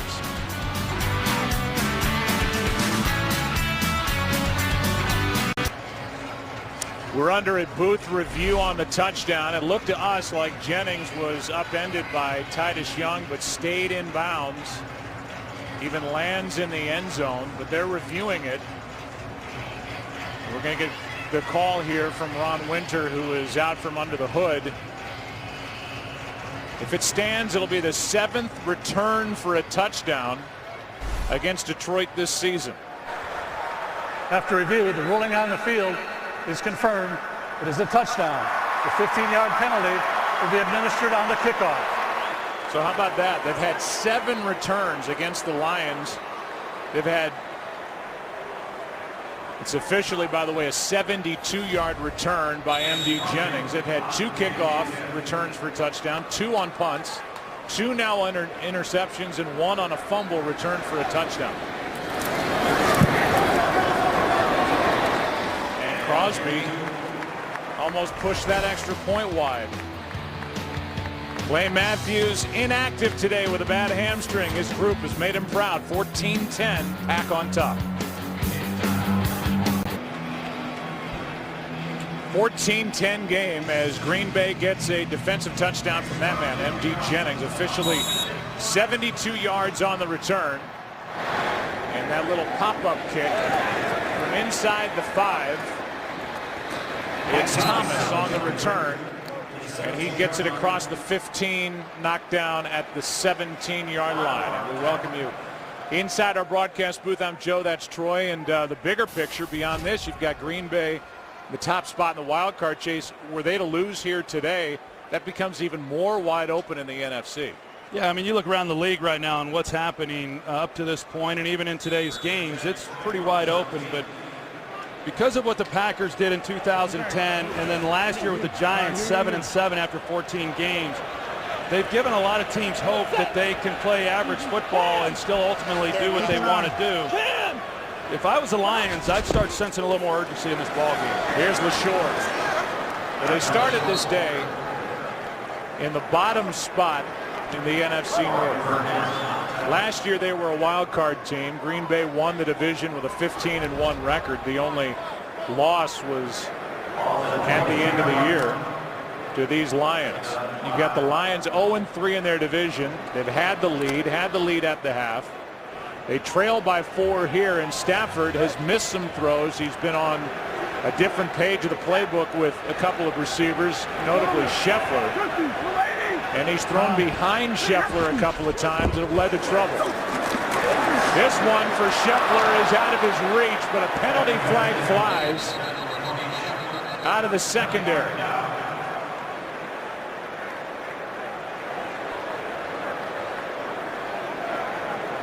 Appears to be against Green Bay. Well, and Matthew Stafford gets hit at the end of that play, and LaShore's got to do a better job Personal in pass foul. protection. Grasping the face mask. Defense number 59. 15-yard penalty and a first down. So that's the personal foul variety, grabbing the face mask on Brad Jones.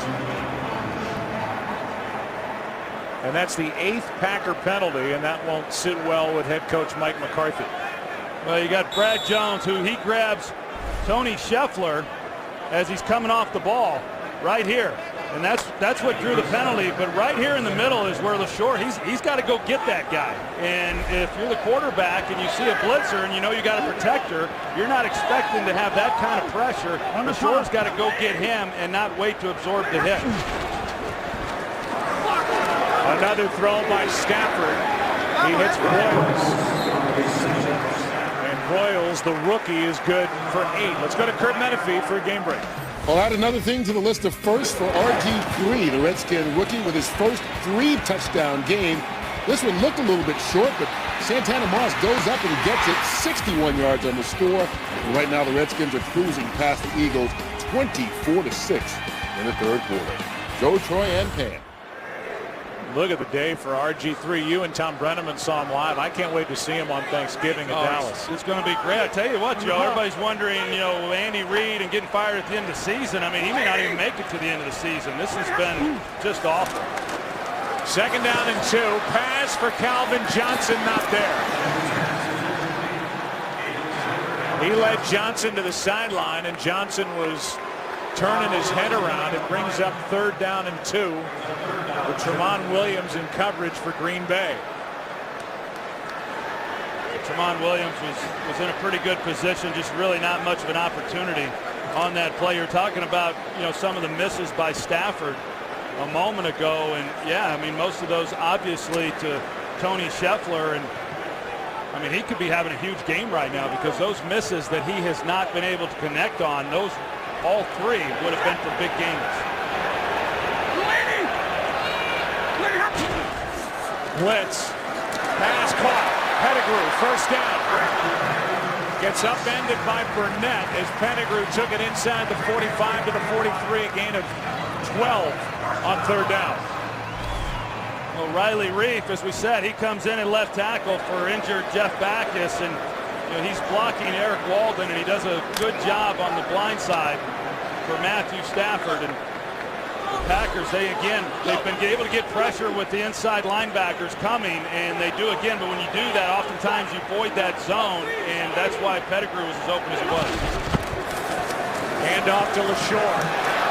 A little hesitation, and Michael LaShore is good for 5. You can call ** NFL to download NFL Mobile now and get coverage of every NFL game. So not only is Washington taking it to Philadelphia, but the Cleveland Browns are beating Dallas 13-3 in the second half in Arlington. Well, we said it last week, you know, when the Cowboys were able to go on the road and beat Philadelphia, everyone got excited about the Cowboys, but you really didn't know what exactly that meant. Well, maybe it didn't mean anything because they're losing to the Browns. Here's LaShore. Cuts it back, and Michael LaShore's got a first down. He pushed away Brad Jones and gained 12.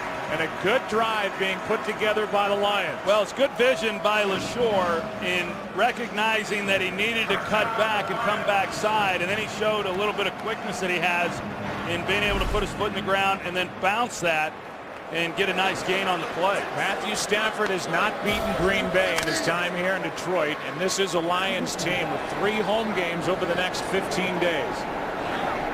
They're not easy games. They've got Houston on Thanksgiving, and they're here against the Colts. They've got a tough remaining schedule.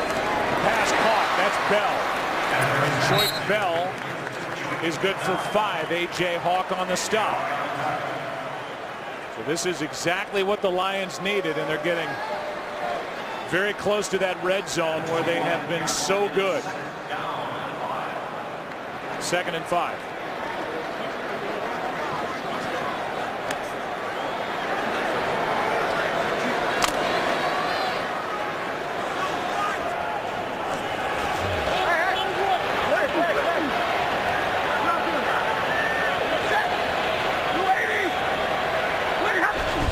Play number 8 on this drive. Stafford steps up, he'll run. And he slides down with a Detroit first down.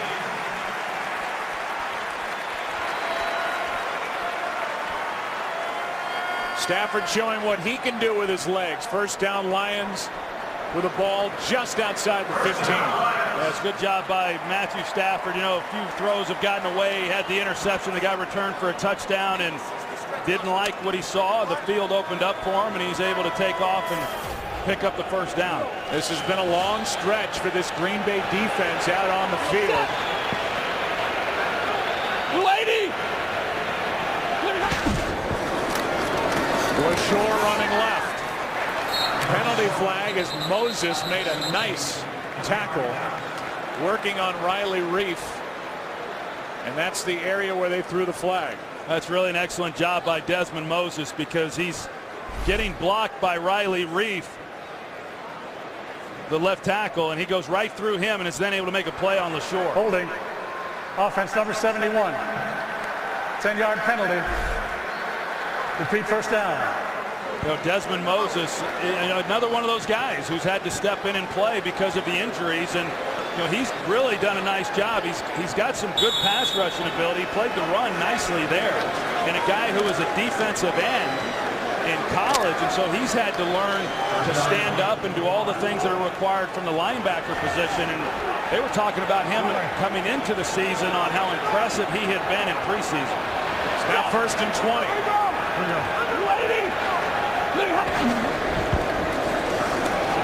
Stafford nowhere to go, buying some time. Still nowhere to go. End zone incomplete.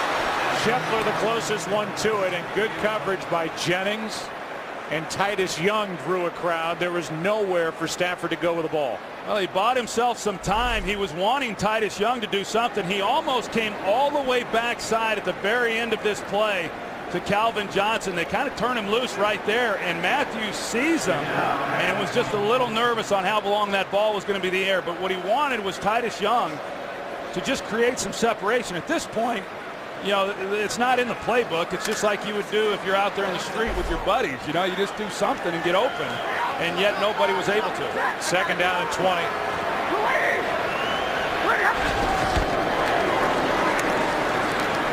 Pass is caught for the touchdown. Calvin Johnson.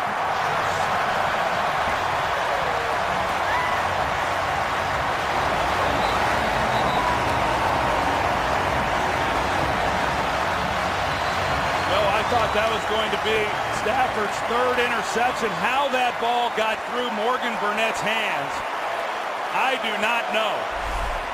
Morgan Burnett, you know, he's given the signals to the outside, but watch where this ball is thrown to Calvin Johnson. And Morgan Burnett is right there. And because it's a little behind Calvin Johnson, Morgan Burnett just doesn't make a play on it, but he read it perfectly. And so the guy who had 16 touchdown receptions last year, Calvin Johnson, has his third of the season. He's at 113 yards on the day. Megatron, 25 yards from Matthew Stafford. And at the end of a frustrating day, at least at this point, a smile from number 9 as the Lions lead by 3. Matthew Stafford basically willed that ball into the arms of Calvin Johnson. 10-play drive. We've had 4 lead changes in this game, and somehow the Packers didn't at least knock that ball down. Well, you saw that look going to break of Matthew Stafford, and he knew he got away with one. Cobb will still take it out. That's a bad decision by Randall Cobb. The ball may have come out. But why Cobb didn't take a knee in the end zone after initially missing it? It's going to stay with Green Bay, and the ball is marked at the 11. Through the arms of Burnett. Into the arms of Calvin Johnson. Boom, boom. Megatron. Into the end zone. Lions lead by 3.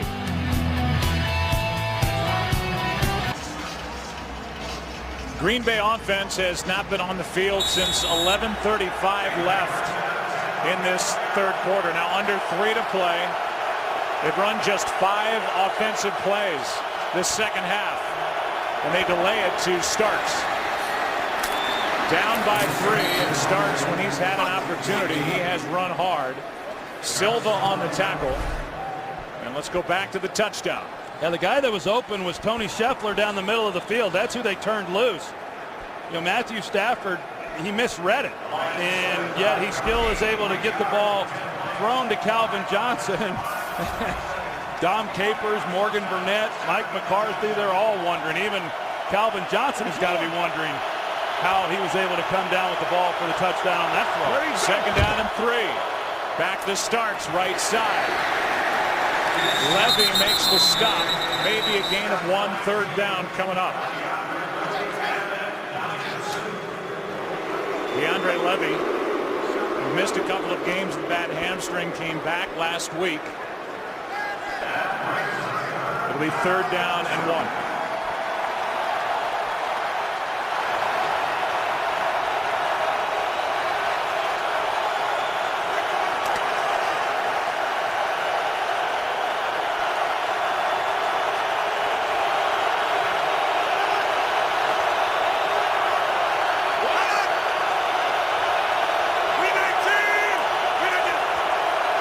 Toss to Cobb, and they easily pick up the first down, and Cobb is dragged to the ground at the 35. Silva on the tackle.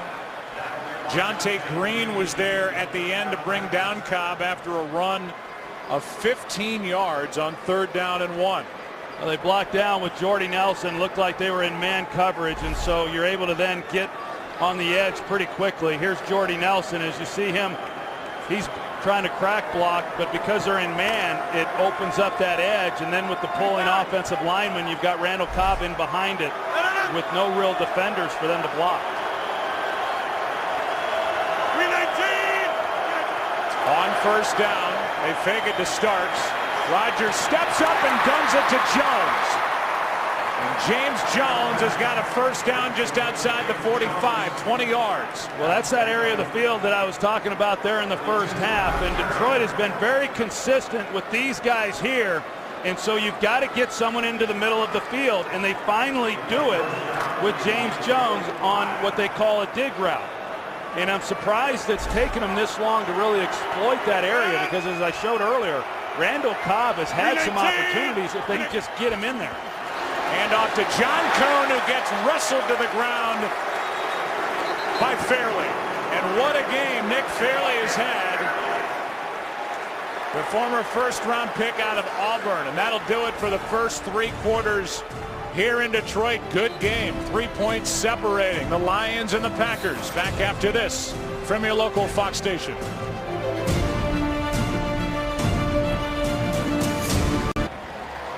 Calvin Johnson's 25-yard touchdown has put the Lions out in front by 3, 2nd and 11. Number 98, Nick Fairley. 2 sacks in this game, a forced fumble, 3 tackles behind the line of scrimmage, including the last one at the end of the 3rd quarter. So big number 98 has come to play against the division rival Green Bay Packers, 2nd and 11. What do you want? Hold, hold, hold! Ready, go! Rodgers pulled it down awfully quickly, and he is forward for 2. 3rd and long coming up. Let's go to Kurt for a game break. All right, the Cowboys were down at home 13-0 to Cleveland at halftime, but they're kind of getting it going here in the second half. Felix Jones with a 2-yard score. Dallas with 10 unanswered to close the gap to within 3 early in the 4th quarter. Joe Flynn Pan. All right, so a game the Cowboys need. This is a game the Lions need. 3rd down and 9.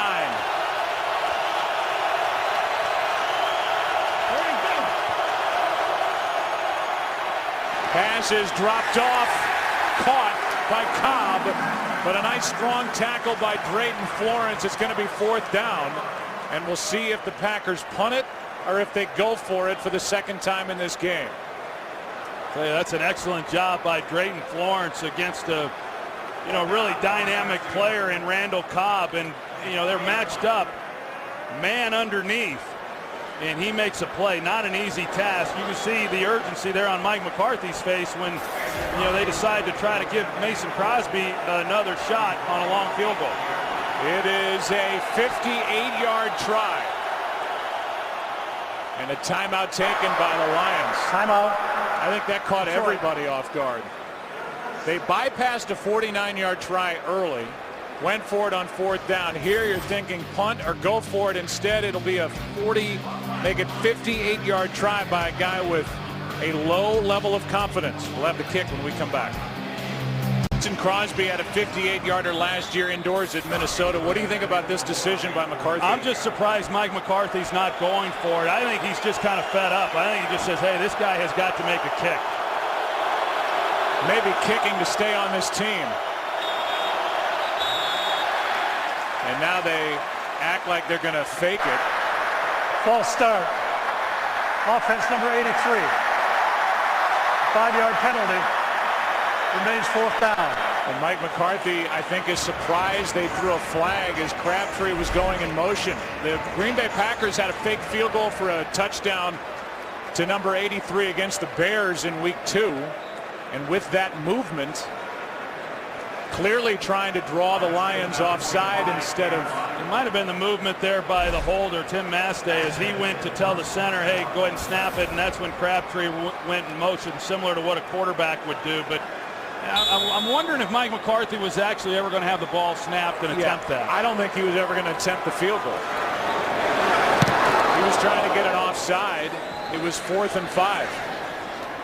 A fair catch called for just outside the 7. So Crosby has that distance, but looked like no idea of even trying to kick it for Green Bay. In honor of Veterans Day, for every point scored during the NFL's 32 Salute to Service games, the league will donate $100 to each of its nonprofit partners, Pat Tillman Foundation, USO, and Wounded Warrior Project. To join the salute, you can learn more by visiting NFL.com/salute. We talked about it a little bit earlier. The Lions have the most offside penalties defensively of anyone in football, and Mike McCarthy, I'm sure, is aware of that, and trying to use that to his advantage. A good job by the Lions hanging in there as well. Here is LaShore trying to find room to run, and Michael gets 3. I'll say this: I believe there was a time that Mike McCarthy would have tried that field goal with Crosby. He's got the distance for that, but he does not have the confidence for that right now. Yeah, I think if you take this game in totality and you say, okay, well, what decision are you going to make? If you go for it on 4th and 4 from the 31, it doesn't make a lot of sense to then opt to kick the field goal. That would have been a 58-yarder, but Yeah, I mean, that affects then the decisions that he's making, and it's hard to play championship football when you're trying to then protect the kicker. Here's Stafford stepping up, nowhere to go. House is there. Pickett was there initially, and Stafford tried to get around him, a loss of 3. Pickett got him, and then House cleaned up, and there was some helmet-to-helmet there.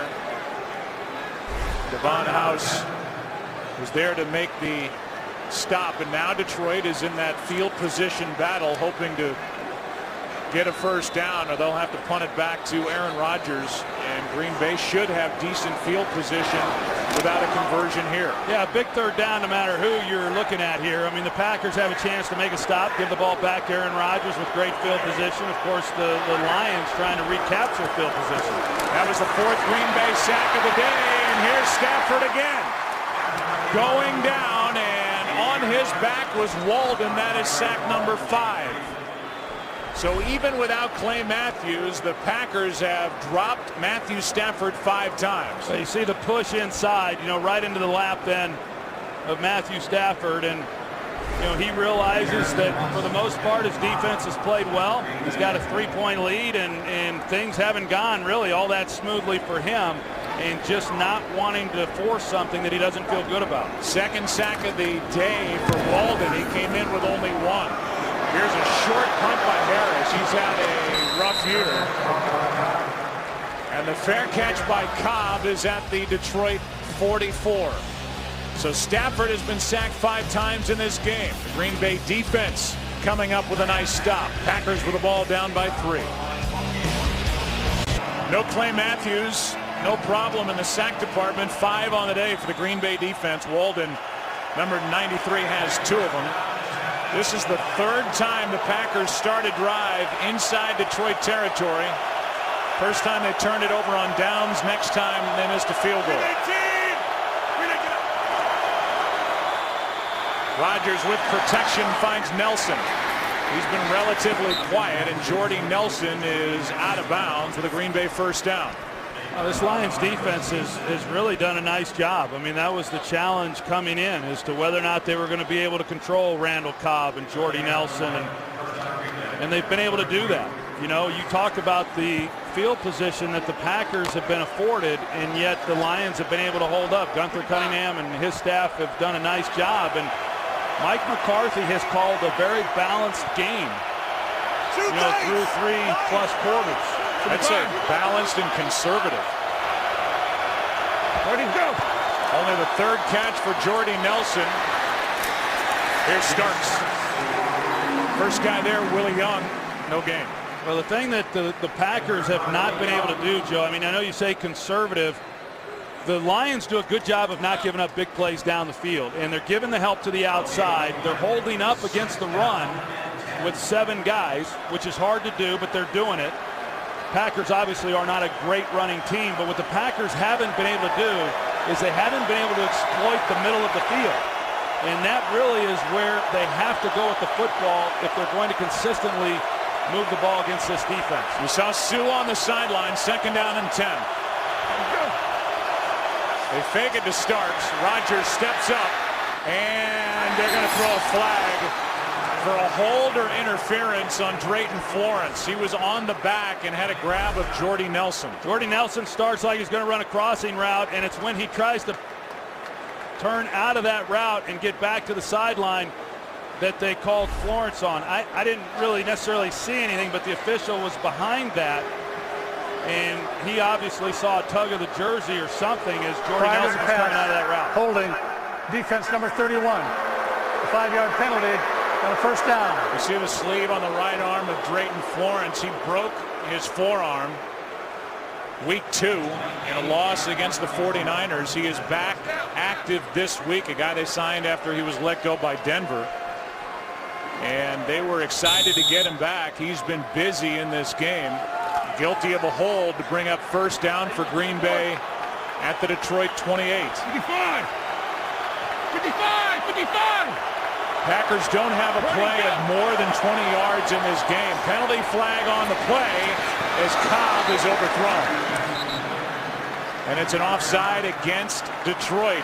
Another one on the ledger for the Lions. Offside. Defense number 92, lined up in the neutral zone. 5-yard penalty. Repeat, first down. So for the second time in this game, lining up in the neutral zone, a member of the defensive front for the Lions. It brings up 1st and 5. Well, just like a sprinter, you know, I mean, they're trying to crowd that line as best they can to give them every advantage they can, but that's the second time that they've lined up in the neutral zone. They got Nick Fairley earlier in the game, and this time they get Cliff Avril.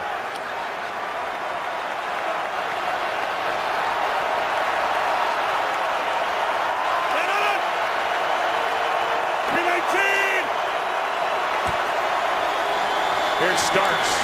That's bottled up. That play started with 2 tight ends, but they were more blocking tight ends, Crabtree and Ryan Taylor.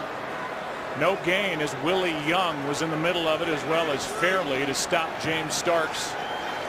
And back to the more dynamic players with Cobb and Jordy Nelson checking back in on 2nd and 5.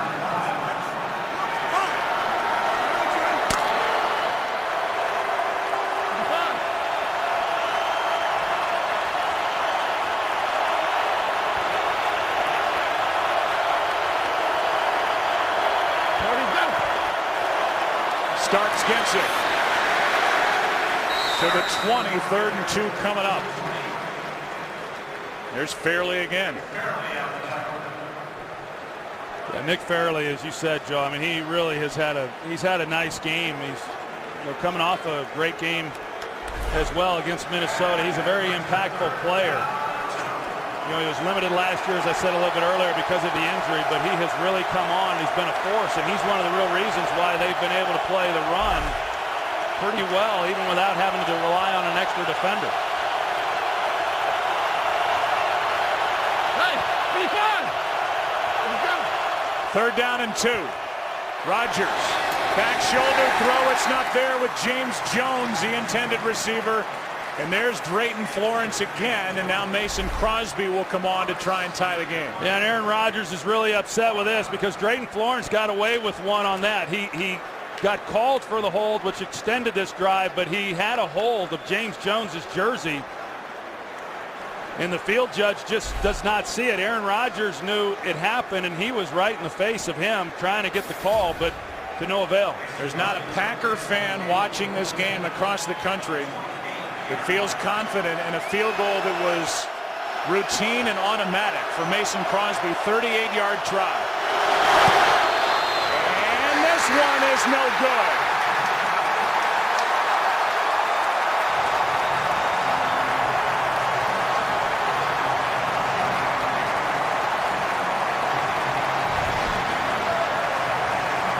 Hooked. Lions still lead by 3. Crosby's missed 2. Lions take over at their own 28. Up by 3, 8.5 to go. Handoff is to LaShore. You know, Troy, NFL kickers, and you know this better than I, are a species unto themselves. And when the confidence goes, they're not left with much.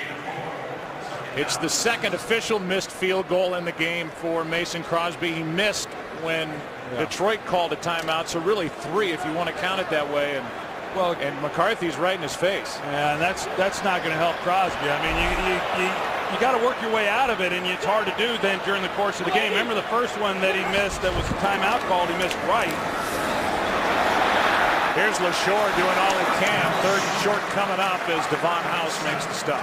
He misses the first field goal attempt right, and that's when Schwartz had called the timeout. He comes off of that one and hooks it left. This one he pulls left too.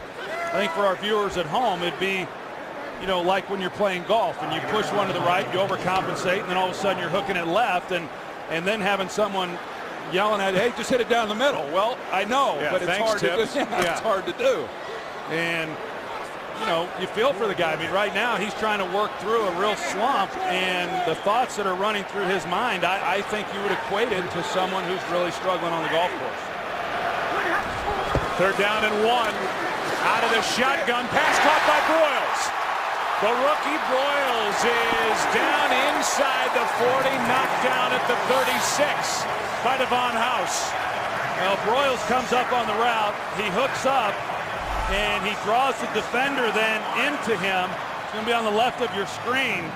And as soon as the defender, Morgan Burnett, comes up to cover him, then they call it a jerk route. He then comes to the middle, and he's able to make a catch, and then he's got a lot of room to run after the catch. And Broyles being one of those guys who I don't know really what they expected from him when they drafted him, coming off an ACL injury last year at the University of Oklahoma. You know, usually it's a year and a half later before you're really at full strength, but he's contributing now. There's the short gain of 1. Pickett makes the stop. That was a rookie season-long 27-yarder to Broyles. Let's go to Kurt for a game break. Well, after trailing to Cleveland 13-0 at home, the Cowboys have scored 17 unanswered. Tony Romo hooking up with Dez Bryant, 28-yard score, 17-13, Dallas with the lead. And keep in mind, I know you guys will be there, Thanksgiving Day, the Cowboys and the Redskins right here on Fox. By the way, RG3, 4 TD passes in their big lead over the Philly Eagles right now. All right, Kurt.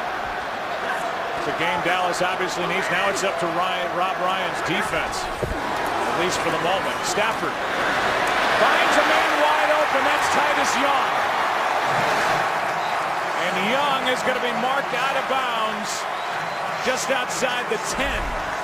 Richardson on the tackle. Well, they release him up to Jaron McMillan, and they're not in man coverage, and so where the opening is within that is exactly where Titus Young was able to get. And Matthew Stafford able to hang into the pocket, and he lays it on him. A couple nice completions. Good route there by Broyles, and a really nice route there by Titus Young. But this Lions offense so good in the red zone, they need a touchdown. It's LaShore. Not much room. A field goal makes it only a 6-point game with Aaron Rodgers standing over there.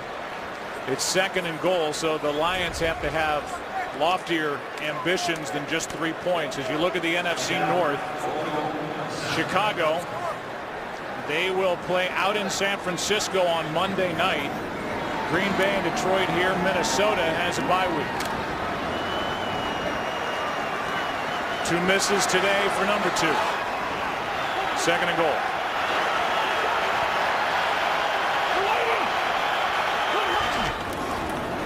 LaShore again. And he is into the arms of Brad Jones. Now it's 3rd and goal. And a timeout is taken by Mike McCarthy. He's got 2 left. 4.5 to go.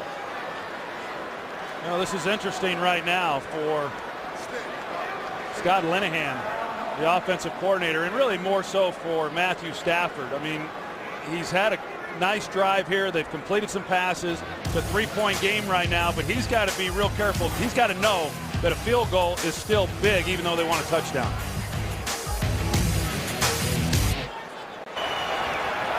Third down and goal from the 9.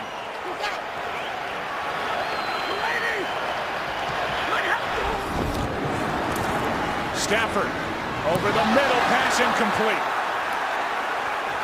It's 4th down, no flag. Titus Young, the intended receiver, and the Green Bay defense will force a field goal try. Well, Casey Hayward was one-on-one. You know, there's contact that's made. Titus Young wanting the call, but you know, Hayward had inside leverage. Young was going to come out of that route. They just ran the replay on the board here at Ford Field, and the crowd reacted. They saw interference on Titus Young. Yeah, it was man-to-man, and Matthew Stafford went right where he needed to go with the ball, and they just couldn't get the separation they were looking for. 27-yard try by Madison, and he drills it. Let's look at that again on 3rd down and goal. This is a big no call. Yeah, it's big. You see that he's inside leverage. Now it's that left arm there, and then as he's coming out of the route, that they very easily could have made the call on that. Stafford can't believe that it didn't get a flag. Meanwhile, Mason Crosby is on the sideline, and Greg Jennings is trying to get a smile, looking for that Dougie smile out of Mason Crosby, but You said it during the break when we saw it. It doesn't look like Mason's in the mood for that after his rough day. No, he played along with it pretty good. Jennings might ought to be careful. He might get hit upside the head himself by a kicker. But right now it's a 6-point game. You say, well, now it doesn't come down to Mason Crosby. It comes down to Aaron Rodgers being able. He's going to have to kick an extra point. I mean, nothing's easy when you're kind of the mind right now that Mason Crosby is. Doesn't matter how big that fairway is, it can be hard to hit. Yeah, I've played with you. Yeah. I was thinking about it. Under 4.5 to go, 2 timeouts left, so plenty of time for Green Bay, but we've got everything on the line. Mike McCarthy 11-1 against the Lions. We've got Jim Schwartz 1-5 against Green Bay. And the Packers have won 8 straight within the division. That's all hanging out there in a 6-point game. Here's Cobb. Takes it out of the end zone again and can't make the 20. That ball came out. Looked like his knee was down, and it may be recovered by the Packers anyway. 21-yard return, but the ball did come out on Cobb's way to the ground. Let's see if his knee was down anyway, regardless of who comes up with this. Yeah, that's going to stay with Green Bay no matter what. They got on top of it anyway. And so the drive will start inside the 20. This December, the UFC returns to Fox as lightweight champion Benson Henderson puts his title on the line against top contender Nate Diaz, highlighting a full night of 4 epic bouts. Coverage of UFC on Fox 5 begins Saturday, December 8th at 8 p.m. Eastern, 5 Pacific, only on Fox. It has been a brutal second half for the Packers. The only points in that defensive touchdown by Jennings. Delayed handoff to Starks. And a nice start to the drive as he gets 11. DeAndre Levy on the tackle. First down right out of the gate for the Packers, who have won 4 straight overall. It was a good way to start this drive for Green Bay. Detroit, as I said, they're not disguising what they're doing, and they haven't throughout this game. The Packers come back, run the ball on first down, and get a big gain to Starks. There he goes. On first down, Nelson, he and Rodgers not on the same page. We've seen a lot of that on each side here in this game, and Aaron Rodgers with that reaction after Nelson broke in, he was throwing it out. You can tell by the reaction from Aaron Rodgers that that was more on him than it was Jordy Nelson. But you're right, we've seen several times. Certainly, I've seen it from Matthew Stafford, but we've also seen Aaron Rodgers, and that's pretty consistent with what we've seen of him for most of the year, even considering how well he's played and what a great year he's had.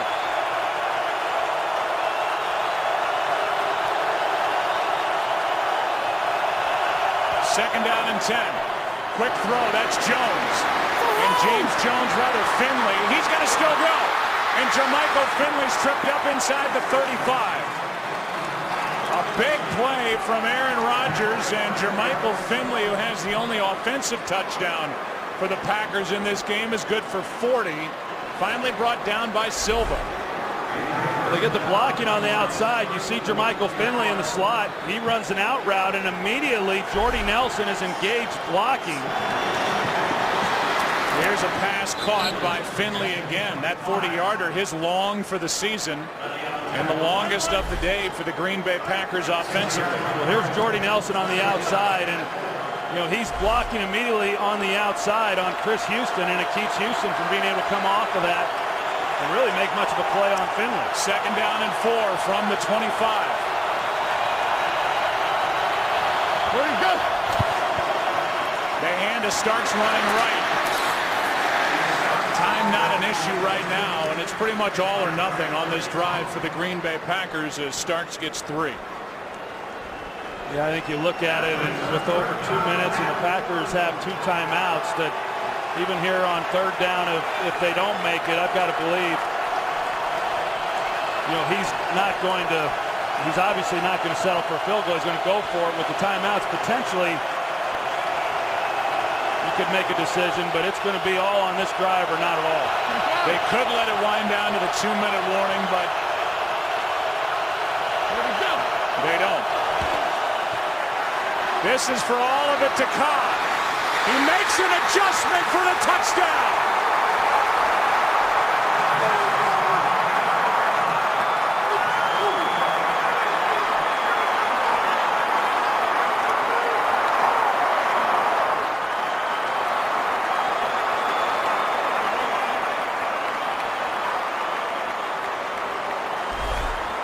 .22 yards from Aaron Rodgers to Randall Cobb, and what a good job by the second-year receiver. Well, it's a great job by him. He starts in the slot, and he's got a lot of field to work with. There's a lot of area there for Aaron Rodgers to throw the ball. But he turns and then makes a play on the ball. You see Jacob Lacey, he never gets turned around. You know, he wasn't in a bad position. He just never gets turned, and you see that a lot from these corners. They just don't have the ball skills, and they're reluctant because they're afraid they're going to lose contact with the receiver if they turn and make a play on the ball. They never get their head around, and he makes the catch. And now it's up to Mason Crosby, who knocks through the extra point, has not missed one this season, and with that, the Packers lead by 1. And now it'll be Matthew Stafford taking on the Green Bay defense as Cobb is good for the touchdown. For Randall Cobb, his 6th touchdown catch over his last 4 games. He's got 9 catches in this game. That ties his career high. We've had 5 lead changes, and it's the Packers by a point, but time left. All Detroit needs is a field goal to win it. Under 2 to go. Detroit with 2 timeouts. Stephon Logan looking for room. And his forward momentum is stopped near the 25. We talked early about the numbers in the first quarter for Matthew Stafford. Not good. In the fourth quarter, however, he leads the league in passing yardage. He's got 8 touchdowns. And he's got his best quarterback rating of all quarters at 103.8 during the fourth. And they're going to rely on number 9 to get him a much-needed win. Well, he's been in this situation many, many times. You know, they've come from behind. They've trailed a lot in the second half and the fourth quarter. And he gets a chance to do it in what is obviously a very important ball game at this point in the season. Empty backfield passes at the knees, maybe even lower, of Scheffler. 2nd and 10. Probably a good thing that ball was low because there was pretty good coverage on the play. There wasn't a whole lot there. Lions have lost 20 of the last 23 games they've played Green Bay, and they just simply can't lose this game. They had the lead. They've lost the lead. They're 0-3 in the division and under 500. And now it's 2nd and 15 as Gosder Cherilus started early. Well, Gosder Cherilus started early. Tony Scheffler. False start. Offense number 77. Tony Scheffler was trying to get in position himself. Matthew Stafford's telling him to get back to the outside, and he's trying to redirect another receiver on the opposite side of the field, and Gosder Cherilus got a little excited. 2nd and 15.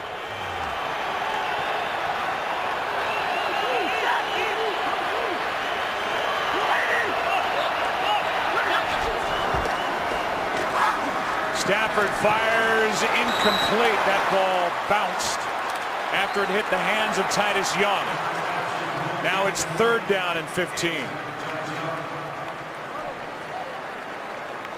Well, Matthew Stafford, he didn't really get set up real well on that throw, and if he was starting to go elsewhere with the ball, but when he threw, it looked a little awkward in the pocket. Him trying to throw the route to the in-breaking cut. B.J. Raji's missed time with a bad ankle. He goes limping off to the sideline. It's 3rd down and 15.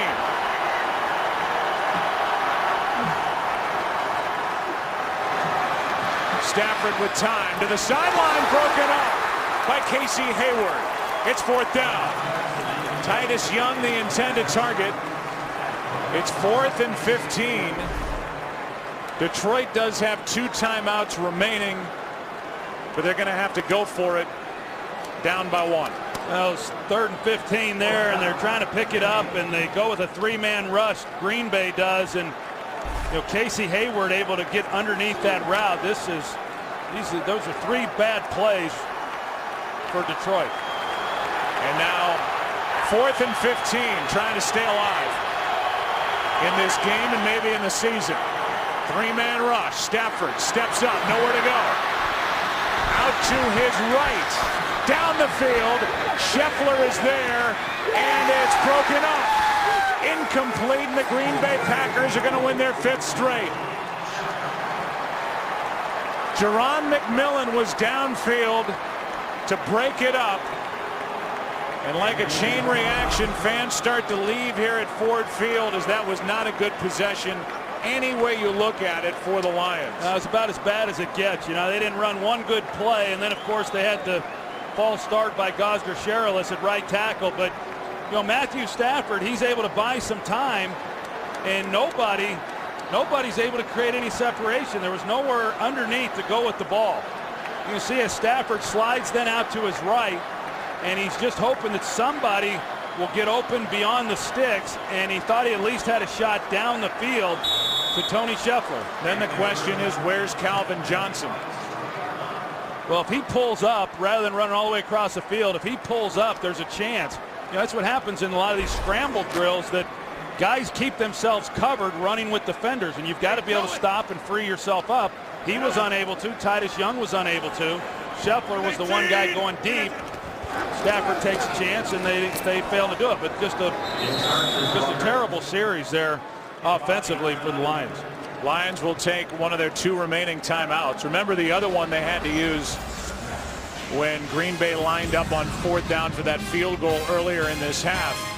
We look ahead to Thanksgiving Day, and it's the NFL on Fox. RG3 and the Redskins take on Dallas, and Tony Romo. Bitter divisional rivals. Coverage begins Thanksgiving Day at 4 Eastern, 1 Pacific, and we hope you join us. The Redskins are having their way with the Philadelphia Eagles. That gets worse and worse, as you mentioned, for Andy Reid and the Eagles. And at last check, Tony Romo and the Cowboys were leading at home against Cleveland. Now I understand Cleveland is back on top in Arlington over the Cowboys, in a game that's as important to Dallas as this game was coming in to the Lions. 2nd down and 10. We'll have another play, another timeout. But basically Green Bay can whittle this game clock down after that last series by Detroit. One more timeout left. That's it. And now whistles before the snap.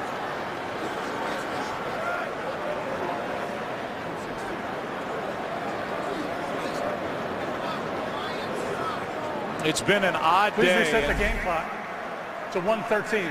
They're going to put 1:13 on the game clock, and it's been an odd day really on each side. I mean, you've seen a lot of misses by Detroit. Opportunities, throws behind open receivers. You've seen Green Bay that really wasn't that impressive today. The missed field goals, and yet despite the missed field goals, here are the Packers a minute 13 away from winning their 5th straight. You win a divisional game on the road, indoors at a place like this, regardless of what it looked like, what they could have done better, it's a nice win. I mean, we've talked about what this team has overcome. For the Lions, 10-6 a year ago, a playoff team, high expectations, playing at home in what really is a must-win game against a team that's been decimated by injuries, and you can't win. That's a tough thing. This team, and I understand that the league is crazy and a lot of weird things happen, and we've seen teams like we did last year with the Giants 7-7, but this was a pretty telling game, in my opinion, as to where the Detroit Lions are right now. Meanwhile, you're going to have one more play. If you want to wind the clock down 41, 42 seconds, you're going to be at 4th down again. It's a 1-point game. We could see Mason Crosby out on the field yet again to try and make it more than a 1-point game, and Crosby's over there getting loose. Now add to that Green Bay is going to be facing a Lions team without any timeouts and very little time on the clock, but you could be back in that position with Crosby trying to extend the lead. first down ends it. And now the clock will wind. And we'll be down around 20 seconds or so. And we'll see Mason Crosby again. And, I've got to believe that, there's a little bit of McCarthy saying, I don't know. But, I mean, you have to do this, right? I mean, you can't go for it. I guess you could. But, I mean, you have to kick this field goal and trust that he will make it and make it a 4-point game. It'll be a 39-yard try. And he will do it with just over 20 seconds. So either way, you're going to see Detroit, if he makes it, set up offensively with, 15, 16, 17 seconds left at best.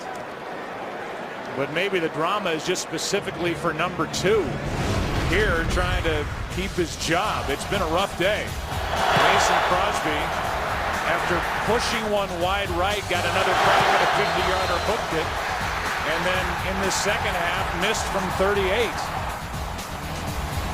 And he's about to try from 39. And this guy's been one of the best kickers in the league. Yeah, he has been. He's been really good. He's just gotten in one of, and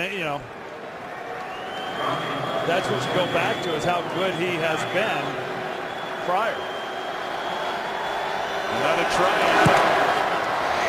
This one stays within the right upright. It looked like it might veer off. Started to have a little tail on it. And Crosby gets congratulations, as he has now made it a 4-point game, and we're under 20 seconds to go. So good for the first time today.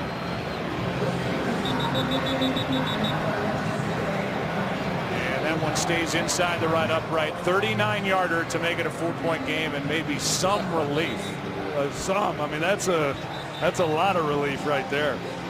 He's missed 2 field goals officially, really 3 with the timeout.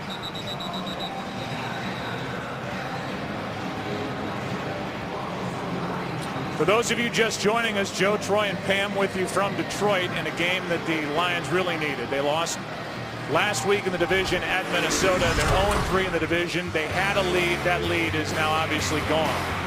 M.D. Jennings with an interception returned 72 yards for a touchdown. Calvin Johnson good from 25 from Stafford to give the Lions the lead. And then this to Randall Cobb. The snap coming just outside the 2-minute warning. And then turning it over on downs, it led to a field goal by Crosby. And Scheffler is upended by Casey Hayward. 15 seconds left in the game. No timeouts for Detroit, down by 4. Let's go to Patrick O'Neill for a game break. All right, Joe, thanks. Well, the Cowboys gave the ball back to the Browns after a punt. Personal foul gives Brandon Weeden the opportunity, and he strikes Benjamin Watson. 18-yard touchdown. Now the Cowboys have the ball.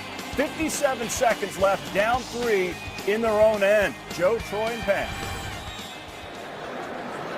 All right, Patrick, thank you. So there'll be more drama in your hometown, Troy, if the Cowboys win that road game within the division at Philadelphia and go home and lose to Cleveland. They come in at a game under 500, hoping for something miraculous, and nearly another pick. 9 seconds left. In and out of the arms of Devon House. And it was Scheffler again, the intended receiver.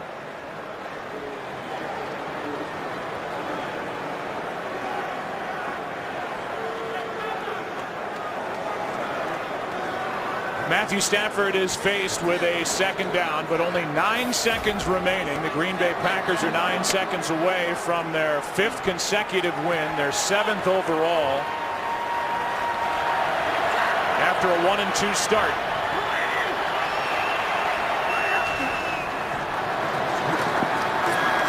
Pass is broken up. No flag. Pettigrew the intended target. And now 3 seconds remain. I thought they might try to get something off quick to the sidelines and get out of bounds. They're trying to get it here. Coverage is pretty tight. Actually, you see the left arm there on Pettigrew. I thought a call could have been made, but I don't know. Matthew Stafford's got a strong arm. I don't know if he's got enough arm from where they are on the field to get this thing all the way into the end zone. That's why I thought they would try to, get a little bit more yardage quickly. But they're going to have to come up with something pretty fancy here if they're going to have any kind of opportunity. Last snap barring a defensive penalty, and it's underneath Calvin Johnson. And he laterals right into the arms of Jerron McMillan, and this game is over. The Green Bay Packers win it 24-20. They've won 5 straight. They've won 21 of the last 24 against the Lions, and Mike McCarthy is now 12-1 in his career against Detroit. They've won 9 straight in the NFC North. We'll take a break. Come back to Detroit after this. Packers win by 4.